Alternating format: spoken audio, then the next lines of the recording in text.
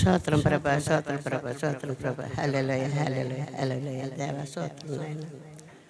నేనండి దేవుళ్ళలోకి వచ్చినానండి. దేవుళ్ళలోకి వచ్చినప్పటికీ పాస్టర్ గారు నేను అందరం కలిసి ఉన్నామండి. అప్పట్లో మాకు సంఘం కూడా లేదండి. జ్యోతిబాబు గారు కాకినాడ నుంచి వచ్చి మాకు సంఘం ఇచ్చి మమ్మల్ని నిలబెట్టారండి. అప్పటి నుంచి నేను దేవుళ్ళు ఉన్నాను. అంతకుముందు దేవుళ్ళో ఉండేదాన్ని అండి. విగ్రహాల పూజల్లో కూడా రెండింటిలోనూ కూడా ప్రవర్తించానండి. నేను 4 ప్రాజెక్టులు తిరిగి వచ్చానండి. నాగార్జున సాగర్ తిరిగానండి. తర్వాత హైదరాబాద్ దగ్గర సంగారెడ్డిలో కూడా పని చేయించానండి. ఇవన్నీ చేయించానండి. నా వయసు కూడా వచ్చిందండి. 78 సంవత్సరాలండి ఇప్పుడు. మా పాస్టర్ గారు నీకు ఇంకా ఏమీ పర్వాలేదమ్మా, ఇంకా చానాలు ఉంటావమ్మా, నా చిన్నపిల్ల ఉన్నప్పటి నుంచి కూడా చూస్తున్నానమ్మా. అలాగే మొన్న ఏమనుకోని రీతిగానండి ఇంట్లో పడుకున్నానండి. దాన్ని పడుకున్నట్టు బీచిపోయి మాట లేకుండా అయిపోయానండి. గబగబా తలుపులు బద్దలు కొట్టి తీసుకువెళ్ళి గాయత్రి గారి హాస్పిటల్లో జాయిన్ చేశారండి. జాయిన్ చేశాక ఆ మందుల వల్ల మళ్ళీ మనిషిని కూడా తేలలేదండి. అలాగే అయిపోయాను. తర్వాత మళ్ళీ ఒక 15 రోజులకండి ఇంట్లో ఒక్కదాన్ని పడుకున్నానండి. పడుకుంట్లోకండి మళ్ళీని షుగర్ అంతా డౌన్ అయిపోయాయండి. మాట లేదండి. మళ్ళీ సూర్యప్రకాశ్రావు గారి హాస్పిటల్లో జాయిన్ చేశారండి. అప్పటి నుంచి కూడా తూలిపోతున్నానండి. దేవుడు ఎంత గొప్పవాడోనండి. నన్ను పోయిన ప్రాణం మళ్ళీని లేవదీశాడండి. ఇంటికి వచ్చాక బైబిల్ తీసుకుని మంచం మీద పడుకుని చూసుకుంటేనండి ఇసుకలో కూరుకుపోయిన మనిషిని నేను జుట్టు పట్టుకుని పైకి లేగదీశానని వాక్యం వచ్చిందండి కీర్తన గ్రంథంలోనండి. అప్పటి నుంచి కూడా ఇలా ఎన్నో కష్టాలు పడ్డానండి. పిల్లల కోసం అలా అందరినీ కూడా పెంచుకొచ్చానండి. దేవుడు ఇంకా ఎన్నాళ్ళు నన్ను ఉంచుతాడో లేదు. మీరందరూ నా కొరకై, నా కుమారుడు కొరకై, మా ఇంటి కొరకై ప్రార్థన చేయమని అడుగుతున్నానండి. Praise lord. దేవుడు మనకి మహిమ కలుగును గాక. నేను మొన్న వారం చెప్పాను, ఏ ఊర్లోనే కానీ చెప్పాను. ప్రారంభ విశ్వాసులు ఇక్కడ ఎవరున్నారు, బీచ్ అని ఒక ఆమె చెయ్యెత్తింది కదా, ఎక్కడో మొయ్యలేనా, రైట్. ఆ మొదటి బ్యాచ్లో అమ్మ ఈ తల్లి ఒక అమ్మ అనమాట. రాలేదు. మేము ప్రారంభ పరిచర్యలో మొదట ఉన్నాం కదా, 10 మంది 15 మంది 20 మంది లోపు. ఆ నెంబర్లో ఓ నెంబరు, దేవునికి స్తోత్రం. మరి బీచర్ గారి చేతుల మీదే పంపాలి. దేవునికి స్తోత్రం. అంటే ఇంతవరకు ఎంతోమందిని పంపింది. మంచిది. ఎందుకంటే అందరికీ ఆ పుణ్యం దక్కదు. దేవుడికి స్తోత్రం. హల్లెలూయా. ఎందుకంటే ఆమె ఎందుకు ఉండాలంటున్నానంటే సాక్ష్యం. అంటే ప్రారంభంలో నుండి అంటే సంఘం లేదు అంటే అదే మందిరం లేదు అనే మాట. అంటే మందిరం ఏది లేదు, ఎక్కడో ఒక ఇంట్లో ప్రార్థన ప్రారంభించినప్పుడు ఆ ప్రారంభం నుంచి కూడా ఎందుకనంటే వీళ్ళందరూ ముసలోళ్ళు అయిపోయారండి. ఈవిడ తప్ప. ఎవరి రాలేదు, మనం ధన్యులు.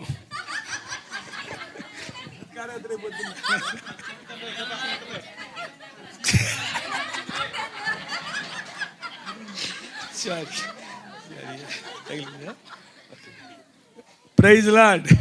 హల్లెలూయా. ఆవిడ ఎప్పటికీ పడిసావుగా ఉంటుందండి. ఎందుకంటే పక్షిరాజు యవ్వనం వల్లే మీ యవ్వనం కొత్త దగుస్తున్నట్లుగా మేలుతో ఆయన మనల్ని తృప్తిపరుస్తాడు. ఇది కొంతమంది జీవితాల్లో నెరవేరుతాయి. ఏవండి, అలాగా ఆమె జీవితంలో నెరవేరుతుంది. దేవుడికి స్తోత్రం. ఇవి 78 కానీ ఆవిడ 108 వచ్చినా సరే అలాగ ఉంటుంది. ఉండాలి కూడా, అంటే సాక్ష్యం కావాలి కదండి. మంచిది. దేవుడికి మహిమ కలుగును గాక. సరే, మాట వేసా. మంచిదండి. ఈ యొక్క రాత్రికాల సమయంలో మరి సరస్వతమ్మ గారు, ఆవిడ పేరు, ఆవిడ కొరకు ప్రార్థన చేయండి. మరి వారికి ఒక కుమారుడు, ఆ బిడ్డ కొరకు కూడా ప్రార్థన చేయండి. వారికి భార్య 2 బిడ్డలు ఉన్నారు. వారిద్దరు పెళ్ళిళ్ళు అయిపోయాయి. వారికి బిడ్డలు కూడా దేవుడు అనుగ్రహించాడు. ఆ కుటుంబాల కొరకు ప్రార్థన చేయండి. అంటే ముదుమనలు అన్నమాట. అలాగే వారి యొక్క పాపగారు బిడ్డలు ఉన్నారు. వారి కుటుంబాల గురించి కూడా ప్రార్థనలో జ్ఞాపకం చేసుకోండి. అలాగనే మరి ఈ యొక్క ఆ సమయంలో ఇక్కడ ఈ యొక్క సువార్త కూటం ఏర్పాటు చేసుకుని మరి ఈ విధంగా మరి చేయటానికి ప్రభు కృపనిచ్చారు, ప్రభు బలపరిచాడు. మరి మీరందరూ కూడా ఎంతో ఆసక్తితో ఈ మొదటి సంవత్సరం మొదటి పునరుద్ధాన దినం ఏమండి, మీరందరూ కూడా ఆయా ప్రాంతాల నుంచి ఆ విధంగా రావటం దేవుడికి మహిమ. అలాగే ఈ కుటుంబానికి ఆశీర్వాదం.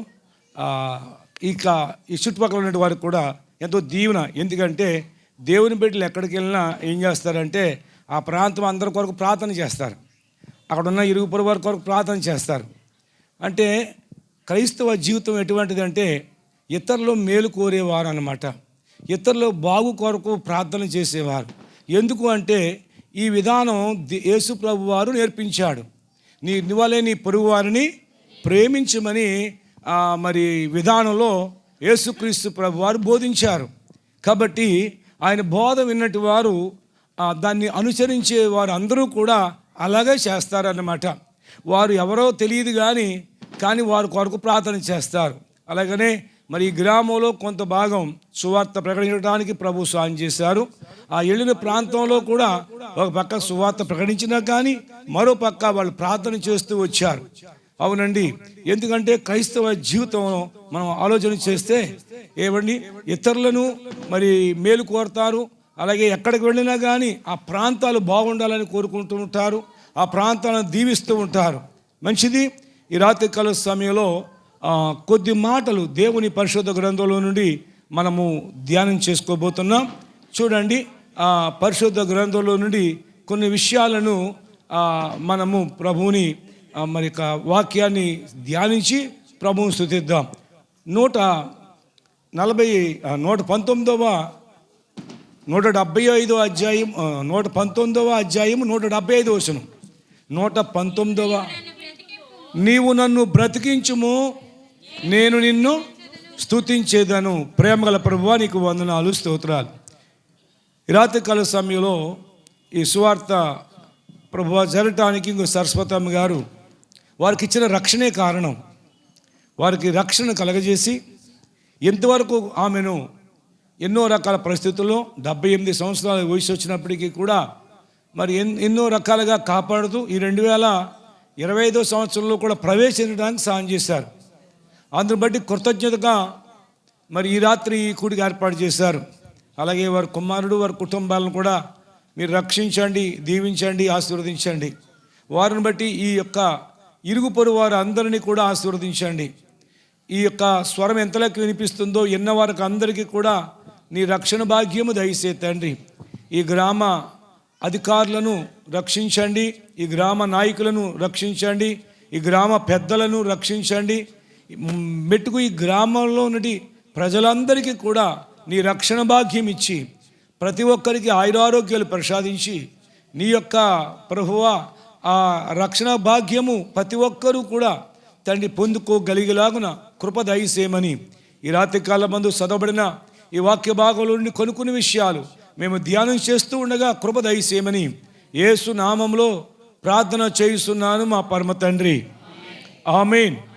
ప్రభునందు ప్రియులారా, దేవాది దేవుడైనటి ప్రభు, సృష్టికర్త అయిన దేవాది దేవుడు, ఆత్మరూపుడైన దేవుడు ఈ యొక్క సర్వం విశ్వమంతటిని కూడా తన మాట ద్వారాగా కలగజేశాడు.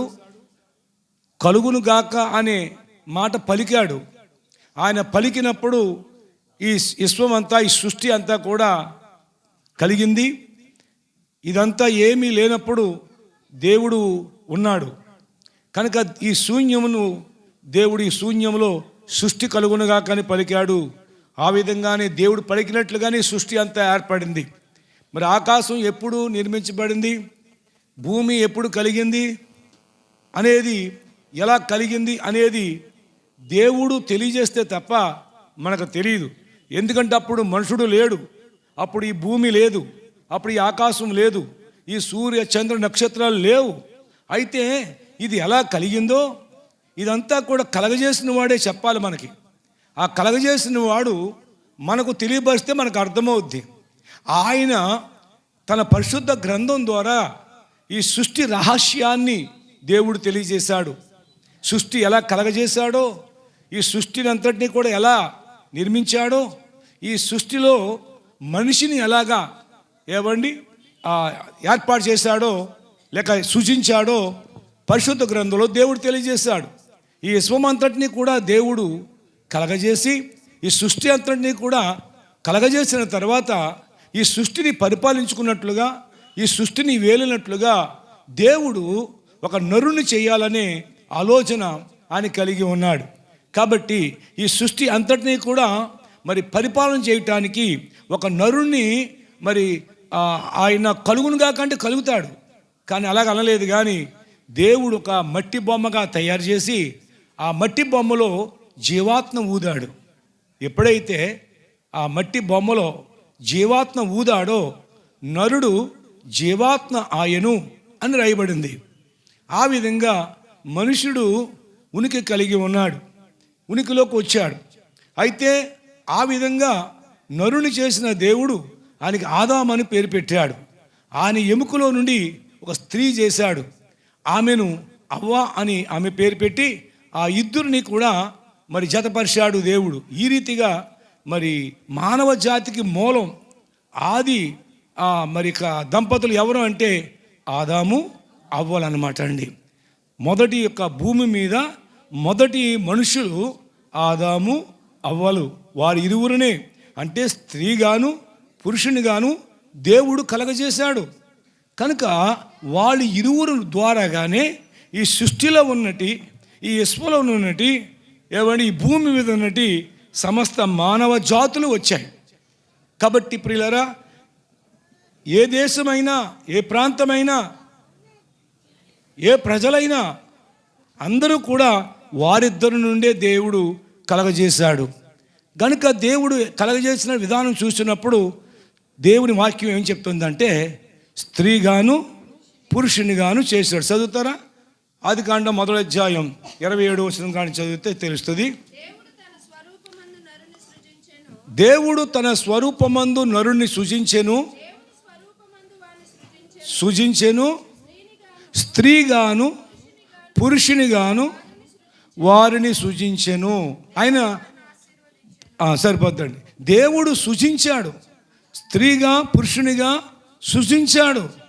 వారు మూలముగా ఈ భూమి మీద ఉన్నటి యొక్క మానవ జాతి ఇప్పుడు ఉన్నటి వారే కాదు, అప్పటి నుంచి ఇప్పటికి ఎంతోమంది కోట్ల మంది పుట్టారు, ఈ లోకంలోంచి వెళ్ళిపోయారు. కాబట్టి పిల్లరా, అయితే వారి నుంచి పుట్టినట్టు వారు రకరకాలుగా ఎందుకంటే మనుషులు ఏం ఏర్పాటు చేసుకున్నారు?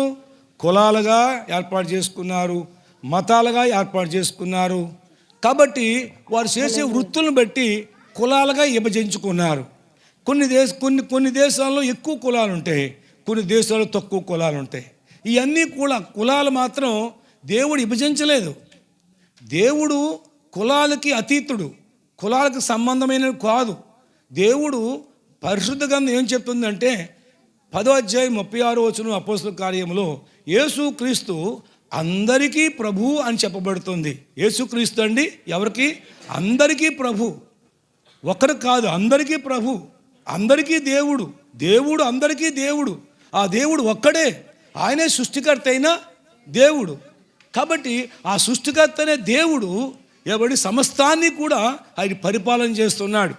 ఆ రోజున కలుగునుగా కాన్నప్పుడు ఈ సూర్యుడు కలిగాడు, ఈ చంద్రుడు కలిగాడు, మనకు కనిపిస్తున్నవి మనకు కనిపించలేనివి కూడా దేవుడు కలగజేశాడు. అవన్నీ ఆ రోజు నుంచి ఈ రోజు వరకు కూడా వాటిని ఆయనే నడిపిస్తున్నాడు, ఆయనే కర్త. కాబట్టి ఉదయించమని ఎవరు చెప్పారు? కనుక ఎవరు చెప్పారు? ఎవరు మాట్లాడారు? దాంతో ఎవరు లేదు, దేవుడే. ఉదయిస్తాడు, అస్తమిస్తాడు. గాలి ఎక్కడి నుంచి వస్తుందో తెలియదు, ఎక్కడికి వెళుతుందో తెలియదు. కనుక ప్రియారా, గాలి అనేది ఆయన యొద్ద నుండి వస్తుంది. ఆయన ఊపిరి అంటే బిగబడితేనంటే గాలి ఆగిపోద్దాడు. ఆయన ఊపిరి బిగబడితే గాలి ఆగిపోద్ది.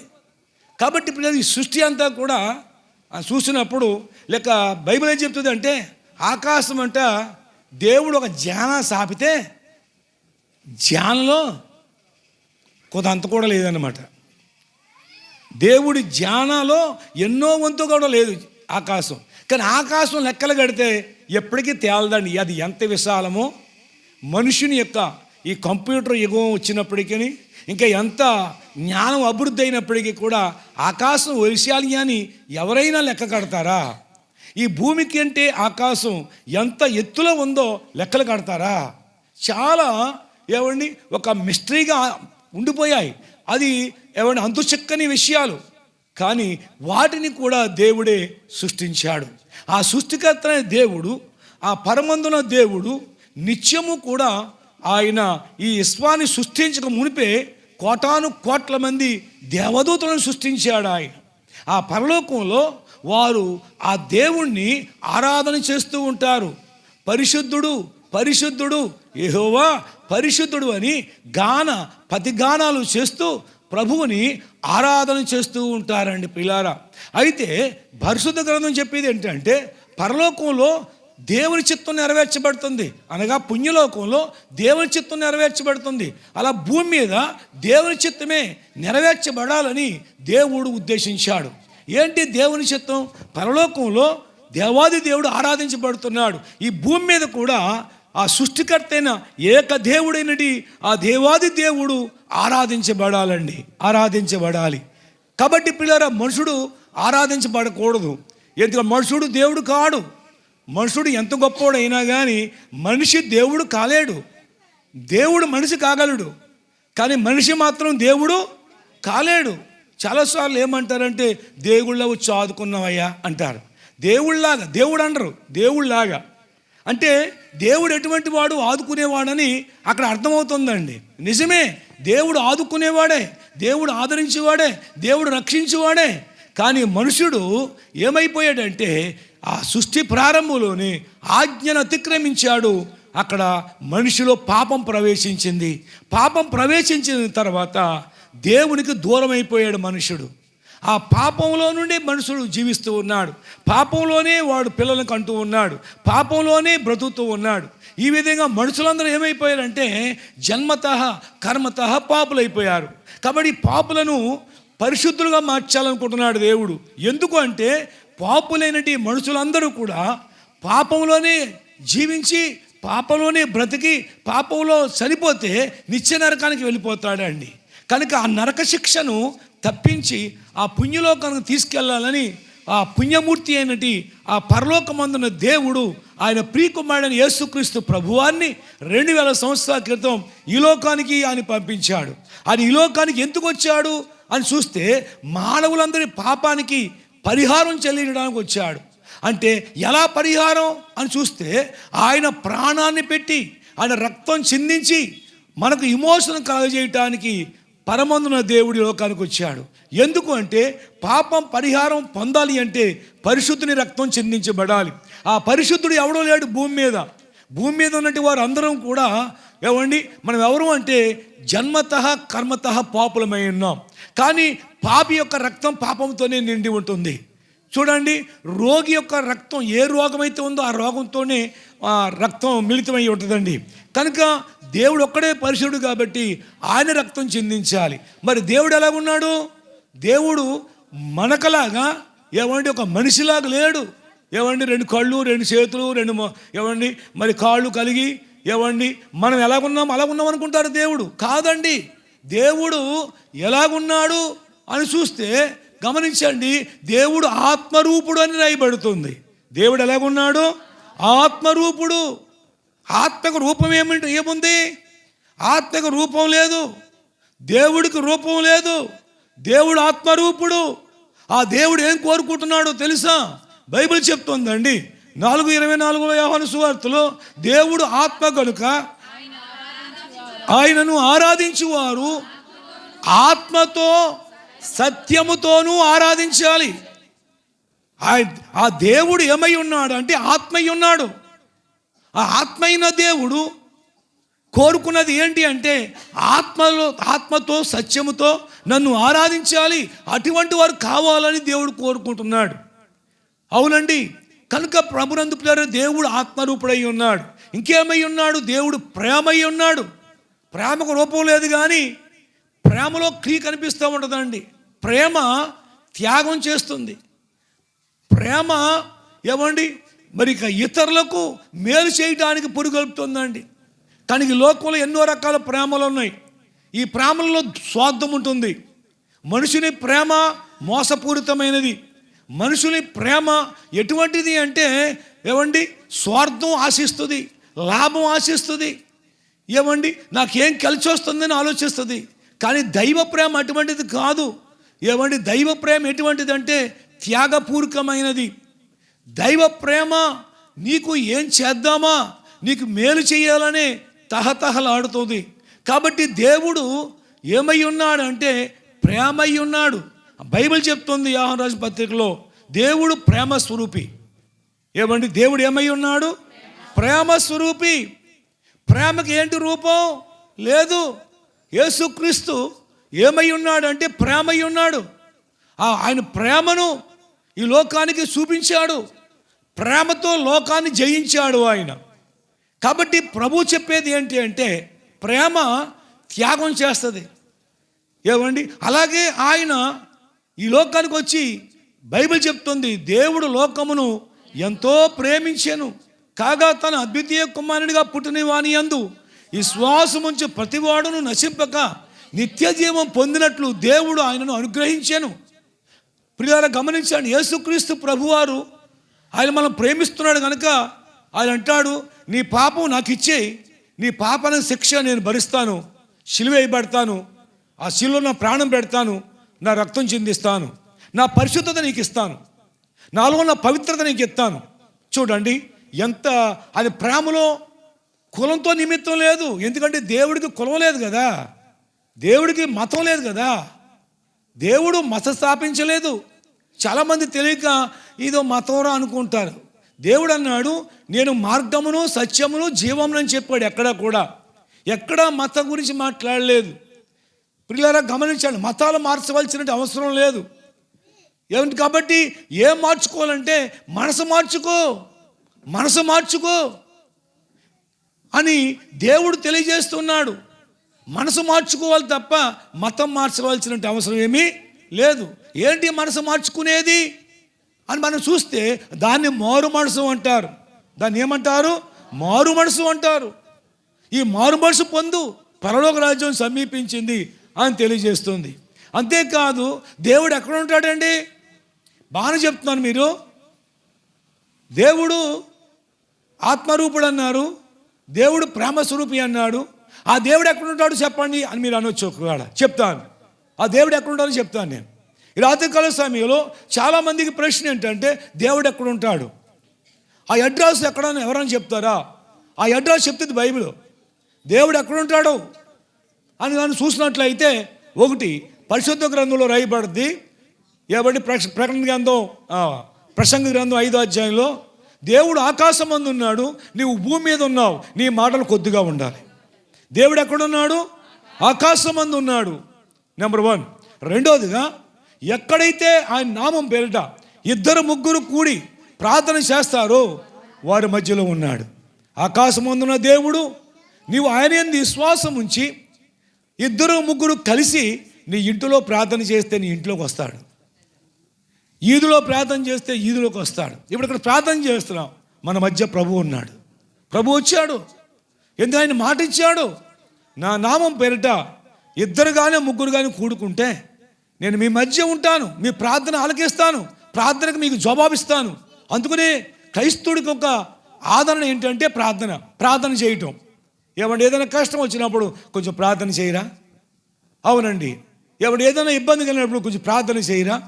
నేను నా జీవితంలో సుమారుగా ఒక 7-8 సంవత్సరాల పాటు నేను యేసు ప్రభు తెలియక ముందు నేను శనివారాలు చేసేవాడిని. ఏమండి శనివారాలు కొన్ని సంవత్సరాల పాటు కొనసాగించాను. ఆ రోజుల్లో శనివారాలు చేయటం అనేది ఏమండి చాలా తక్కువ.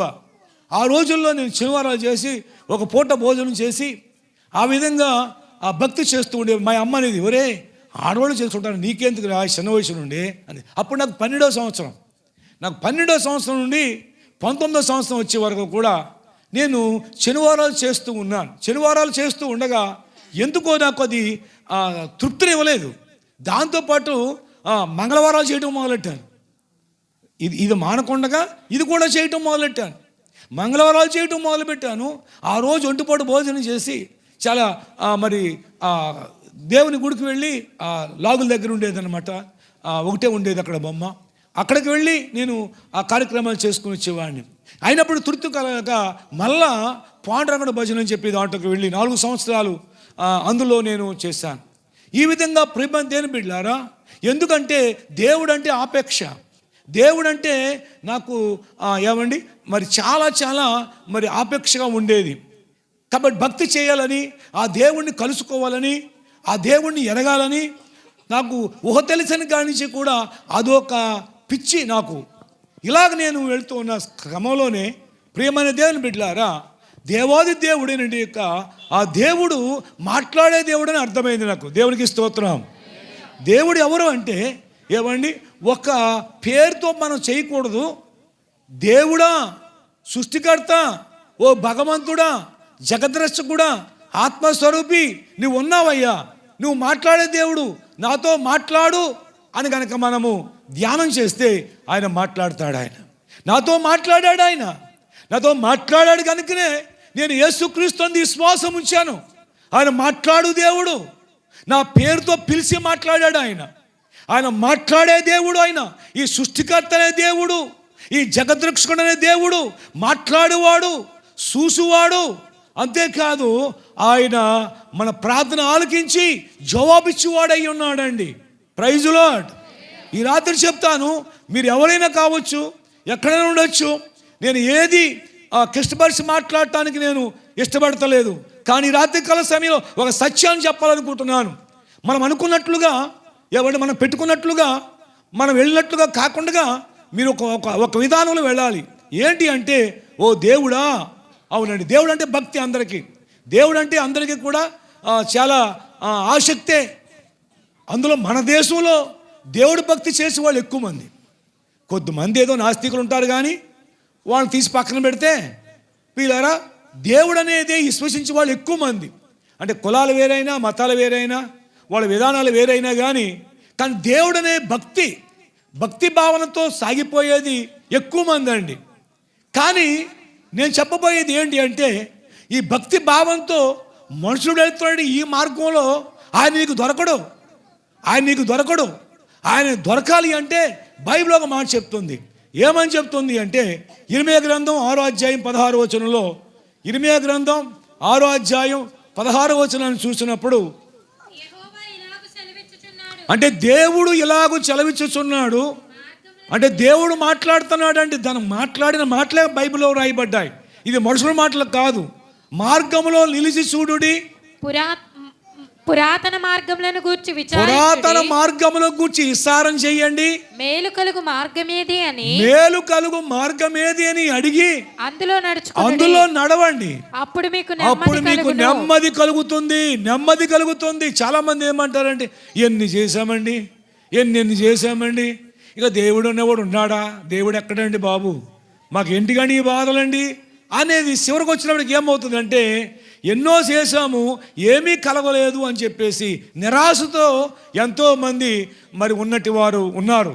కానీ అలాంటి నిరాశతో ఉన్నటి వారికి రాత్రి నేను చెప్పబోయే ఆ మాట ఏంటి అంటే, మార్గాలలో నిలిచి ఉండండి, చూడండి పురాతన మార్గం ఏది. ఏంటండి పురాతన మార్గం? పురాతన మార్గం ఏది అని గమనించండి.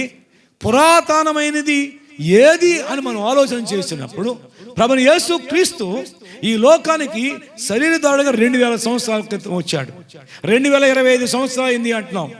కానీ పిల్లరా గమనించండి, ఆయన వచ్చిన తర్వాత ఈ చరిత్ర 2 భాగాలు అయ్యింది. క్రీస్తు పూర్వం, క్రీస్తు శకం. ఎంత స్పష్టంగా ప్రపంచానికి ఒక ఆధారం చూడండి, క్రీస్తు శకం. ఇది చాలండి మన మరి చరిత్రకు ఆధారం. ఇది గమనించినట్లయితే మనకు అర్థమైపోద్దండి ఆయన ఎవరో. ఇది ఒక దేశానికా క్రీస్తు శకం? ఏమండి, ఒక కులానికా దేవుని క్రీస్తు శకం? ఒక మతానికా క్రీస్తు శకం? క్రైస్తవులకేనా క్రీస్తు శకం? లేదు, ప్రపంచానికే క్రీస్తు శకం. అవునండి.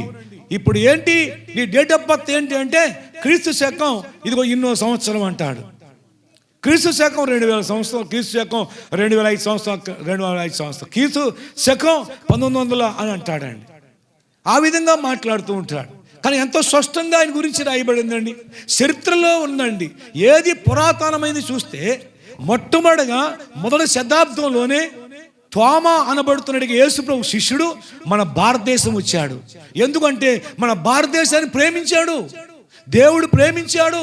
ఆయన శిష్యుడు ఈ లోకానికి ఈ దేశానికి వచ్చి సువార్త చెప్పాడండి. చాలా మంది నిన్న మొన్న ఇది వచ్చింది అనుకుంటారండి. 2000 సంవత్సరాల క్రితం ఏముంది ఇక్కడ ఆలోచన చేయండి. అప్పుడు ఉన్నది ఇప్పుడు లేదు. కానీ ఆ రోజున వచ్చినట్టు ఈ సువార్త ఒక్క మనుషుడు వచ్చాడండి. ఒక్క మనుషుడు ఈ దేశానికి, ఇండియాకు ఆ మనుషుడు వచ్చాడు. ఆ మనుషుడు సువార్త చేశాడు. అయితే ఆయనను చంపేశారు. అయినప్పటికీ కూడా ఆయన ప్రకటించిన సువార్త ద్వారా ఎంతో మంది, ఈ రోజున కోట్ల మంది మన దేశంలో యేసుక్రీస్తుని విశ్వసించిన విశ్వాసులయ్యారు. ఏమండి, వేల మంది సేవకులయ్యారు. ఏమండి, వందల సంఖ్యలో ఉన్నటి మతాలున్నాయే, అన్ని మతాల్లో ఉన్న వాళ్ళు దేవుడిని నమ్ముకున్నారు. మీరు చెప్పండి, ఫలానా మతంలో ఉన్న వాళ్ళు లేక ఫలానా కులంలో ఉన్న వాళ్ళు దేవుడిని నమ్మలేదని చెప్పండి. అందుట్లో ఉన్న వాళ్ళు మీకు చెప్తాను, మీకు చూపిస్తాను. ఎవరైనా సరే ఫలానా కులస్తులు దేవుడిని నమ్మలేదని చెప్పండి, ఫలానా మతస్థులు దేవుడిని నమ్మలేదని చెప్పండి. అన్ని కులాల్లో ఉన్నవారు, అన్ని మతాల్లో ఉన్నవారు యేసుక్రీస్తులకు ఎందుకు వచ్చారు అంటే వాళ్ళు కూడా ఈ సత్యాన్వేషణ చేశారు. ఆ దేవుడికి ప్రార్థన చేస్తే, ఆ దేవుడు మాట్లాడితే వారు యేసు ప్రభుని సొంత రక్షకుడిగా అంగీకరించారు. అవును ప్రియ దేవుని బిడ్డలారా, అటువంటి యొక్క దేవుడి యొక్క చరిత్ర ఏమంటారంటే ఈ 2000 సంవత్సరాల క్రితమే కదా మీ చరిత్ర అంటారు. లేదండి, గమనించండి. 2000 సంవత్సరాలకు ముందు దేవుడు, ఇంతవరకు నేను చెప్పాను కదా, ఆత్మరూపుడై, ప్రేమ స్వరూపుడై, సత్య స్వరూపుడై ఉన్నాడు. ఆయనే సృష్టికర్త అయి ఉన్నాడు. యేసుక్రీస్తు ప్రభువారు ఆదిలో ఉన్నాడు. ఎప్పుడున్నాడు ఆయన? 90వ కీర్తన మొదటి 2 వచనాలు చదువుదామండి. కీర్తన గ్రంథం 90వ అధ్యాయము మొదటి 2 మాటలు చదువుదాం. ప్రభువా, తరతరముల నుండి మాకు నివాస స్థలము. ప్రభువా అంటే ప్రభు అంట, తరతరాల నుండి మాకు నివాస స్థలము నీవే. పర్వతములు పుట్టక మునుపు. ఎప్పుడున్నాడండి? పర్వతములు పుట్టక మునుపు. పర్వతాలండి ఫలానా యుగంలో పుట్టినాయి అని ఎవడైనా చెప్పాడా? ఎవడైనా ఎక్కడైనా రాశాడా? పర్వతాలు ఎప్పుడు కలిగినాయో, పర్వతాలు ఎప్పుడు పుట్టినాయో, ఫలానా యుగంలో పర్వతాలు లేవండి, ఫలానా యుగంలో పర్వతాలు పుట్టి అని చరిత్రలో ఎక్కడ లేదు. కానీ బైబిల్ చెప్తోంది పర్వతములు పుట్టక ముందు భూమి ఈ లోకమును నీవు పుట్టింపకమును బట్టి ఎవరు పుట్టించారు? యేసు క్రీస్తు ప్రభుల వారు. ఈ భూమి ఈ లోకము నీవు పుట్టింపక మునుపు యుగ యుగములు నీవే దేవుడవు. యుగ యుగాలు కూడా, అంతకుముందు యుగ యుగాలు, అన్ని యుగాల్లో కూడా ఆయనే సృష్టికర్త అయి ఉన్నాడు అని బైబిల్ చెప్తోంది. కాబట్టి పిల్లరా, ఆయన నిన్న మొన్న కాదు, ఈ 2000 సంవత్సరాలు కాదు, ఆయన యుగ యుగాల ముందు ఉన్నాడు. ఈ భూమి రవ్వంతా పుట్టక మునిపు ఉన్నాడు. ఆకాశములు కలగజేయక ముందు ఉన్నాడు. ఆకాశములైనా ఈ భూమి అయినా ఈ విశ్వంలో ఉన్న సమస్తము కూడా ఆయన ద్వారాగా కలిగింది. ఆయన లేకుండా ఏది కలగలేదంటాడు కొలొస్సీ రాసిన పత్రిక 1:15. చదవండి, కొలొస్సీ రాసిన పత్రిక 1:15.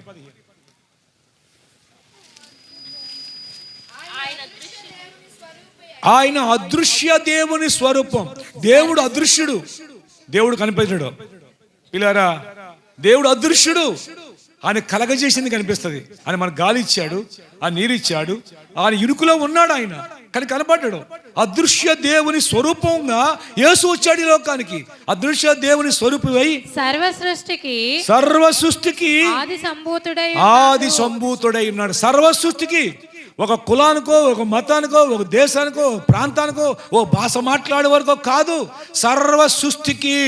సర్వ సృష్టి అంటే ప్రపంచంలో ఉన్న అన్ని దేశాలు కూడా వస్తాయి దాంట్లోకి. సర్వ సృష్టికి ఆది సంభూతుడై ఉన్నాడు. ఏలైనగా ఆకాశమందున్నవి భూమి అందున్నవి దృశ్యమైనవి గాని అంటే కనిపిస్తున్నవి గాని అదృశ్యమైనవి గాని అంటే కనిపించలేనివి గాని అవి సింహాసనములైనను ప్రభుత్వములైనను ప్రధానులైనను అధికారములైనను సర్వమును ఆయన యందు సృజింపబడెను. సర్వము కూడా ఆయన యందు సృజించబడెను. సర్వము ఆయన ద్వారా సూచించబడెను. సర్వమును ఆయన ద్వారాగాను ఆయనను బట్టి సూచించబడింది. ఎవరిని బట్టి అంటే యేసు క్రీస్తు ప్రభుల వారిని బట్టి ఈ సర్వ సృష్టించబడింది.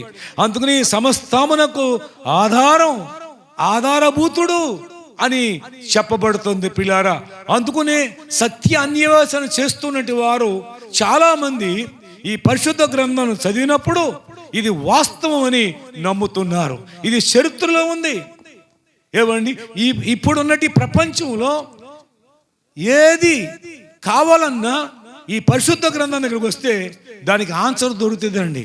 ఏ ప్రశ్నలకైనా జవాబులు దొరికితే పరిశుద్ధ గ్రంథంలో ఆధారం ఉందండి. కాబట్టి ఆయన ఆధారభూతుడు, ఆది సంభూతుడు, ఆయనే సృష్టికర్త అయిన దేవుడు. ఎందుకు ఈ లోకానికి 2000 సంవత్సరాల క్రితం వచ్చాడు శరీరధారుడుగా అంటే మానవును రక్షించడానికి మనుషుడు కుమారుడుగా రావాల్సి వచ్చింది. ఎందుకు అంటే రక్తం కార్చాలి. మనిషి పాపము నుండి విముక్తి చెందాలంటే పరిశుద్ధుడైన దేవుడు రక్తం కార్చాలి. రక్తం కార్చాలంటే దేవుడు మనలాగా రక్తం మాంసాలు కలిగి లేడు. దేవుడికి రక్త మాంసాలు ఉండవు. ఆత్మరూపుడికి రక్తమాంసాలు ఎలాగుంటాయి? ఉండవు. కనుక అయితే రక్తం కావాల్సి వచ్చింది మనిషి పాపం నుండి విముక్తి. మనిషిని పాపం నుండి ఎందుకు విముక్తి చేయాలి? ఆ పాప విముక్తి చెయ్యకపోతే మనుషుడికి ఆత్మకు మరణం లేదు. ఇందాక పాట పాడారు, ఏమని? మరణమా జీవమా? ఏమంటే 2 మార్గాలు ఉన్నాయంట. 2 మార్గాలు మరణం మార్గాలు జీవం మరణం మోక్ష మార్గము ఆసే ఆ మార్గం ప్రభు యేసే ఆ మార్గం యేసే ఆ మార్గం ప్రభు యేసే ఆ మార్గం 2 మార్గాలు జీవం మరణం. ఏవండి 2 మార్గాలు ఉన్నాయి. 2 మార్గాలు ఉన్నాయి. ఒకటి జీవంలోకి, ఒకటి మరణం అంటే నరకంలోకి. ఏది కావాలో కోరుకో. ఇందాక పాడిన పాట, ఆ పాట కూడా ఇదే అర్థం వచ్చేది. 2 మార్గాలు ఉన్నాయి. ఆ 2 మార్గాలు, ఒకటి జీవ మార్గము, ఒకటి మరణ మార్గం అంటే నరకానికి వెళ్ళే మార్గం. జీవ మార్గం అనేది ఇరుకు మార్గం అన్నాడు దేవుడు. ఏ మార్గము? ఇరుకు మార్గం. ఏవండి మరణ మార్గము, నరకానికి వెళ్ళే మార్గము విశాల మార్గం. అంటే విశాల మార్గంలో నువ్వు ఎలాగైనా వెళ్ళిపోవచ్చు, నీ ఇష్టం, నువ్వేం చేయాలి చేసుకోవచ్చు. కానీ ఇరుకు మార్గంలో కుదరదు. దేవుడు ఇచ్చినట్టు ఆజ్ఞల ప్రకారంగా వెళ్ళాలి. దేవుడు చెప్పిన కట్టడల ప్రకారంగా వెళ్ళాలి. అందుకునే యేసుక్రీస్తు ప్రభువారు మంచివాడండి, గొప్పవాడండి, మాకు ఇష్టమేనండి అంటారు, కానీ నమ్ముకోవడానికి వెనకాడతారు. కారణం ఏంటి అంటే యేసు నమ్మకపోతే నువ్వు ఎవరు నమ్మినా సరే ఎవరు కూడా ఎందుకు తాగుతున్నావురా అని అడగరు. కానీ యేసు ప్రభుకి వచ్చిన తర్వాత అది నాకు అసహ్యం అన్నాడు దేవుడు. ఈ దేహాన్ని నువ్వు పాడు చేసుకుంటే దేవుడు నిన్ను పాడు చేస్తాడు, నీలో అశాంతి పొందుకుంటావు. నీ దేహాన్ని పాడు చేస్తే నువ్వు బాగుపడవు. కాబట్టి నీకు శిక్ష వస్తుంది. ఈ దేహం అనేది నాకు ఆలయం, దేవుని ఆలయం. దా చెప్పాను కదా, ఒకటి ఆకాశం ముందు ఉన్నాడు, 2 ఎక్కడ 2-3 ప్రార్థన చేద్దాం, మధ్యలో 3 మనిషి హృదయంలో ఉంటాడు. నీ హృదయాన్ని ఆయనకి ఇస్తే ఆయన నీ హృదయంలోకి వస్తాడు. అంతనే పరిశుద్ధ గ్రంథం చెప్తుంది, హృదయ శుద్ధి గలవారు ధన్యులు, వారు దేవుని చూస్తారు. కాబట్టి ఇరుకు మార్గం అంటుంది, నువ్వు ఎంతవరకు తెలుసో తెలియకో త్రాగుతూ వచ్చావు, త్రాగుతూ మానే నాయన. ఎందుకంటే ఈ త్రాగుడు వల్ల బాగుపడిన వాడు ఎవడలేడు, పాడైపోయినది వాడు, కుటుంబాలు పాడు చేసుకునే వాళ్ళు. ఇప్పుడు ఇటు ఒక పక్కన ఏమండి ఆర్థికంగా పాడైపోయావు, మరో పక్కన ఏమండి కుటుంబం పరంగా పాడైపోయావు, మరో పక్కన అన్నీ పోగొట్టుకుంటావు, మరో పక్కన చూస్తే అశాంతి నీ కుటుంబంలో కలుగుతుంది. కనుకనే అది నీకు నెమ్మది లేకుండా చేస్తుంది. నాయనా, ఇది దేవుడు అసహించుకునేది ఈ త్రాగుడు అనేది. కనుక నువ్వు మానే దాన్ని ఏమన్నారంటే మారు మనసు పొందు. మారు మనసు అంటే ఏంటి? త్రాగుతున్నావేమో, త్రాగుడు మానే. దీన్ని ఏమన్నది లోకం? మతం అంటారండి. మతం ఎలాగవుతుంది? తాగొచ్చి ఏమండి మరి తాగిన తర్వాత వాళ్ళు కంట్రోల్లో ఉండరు.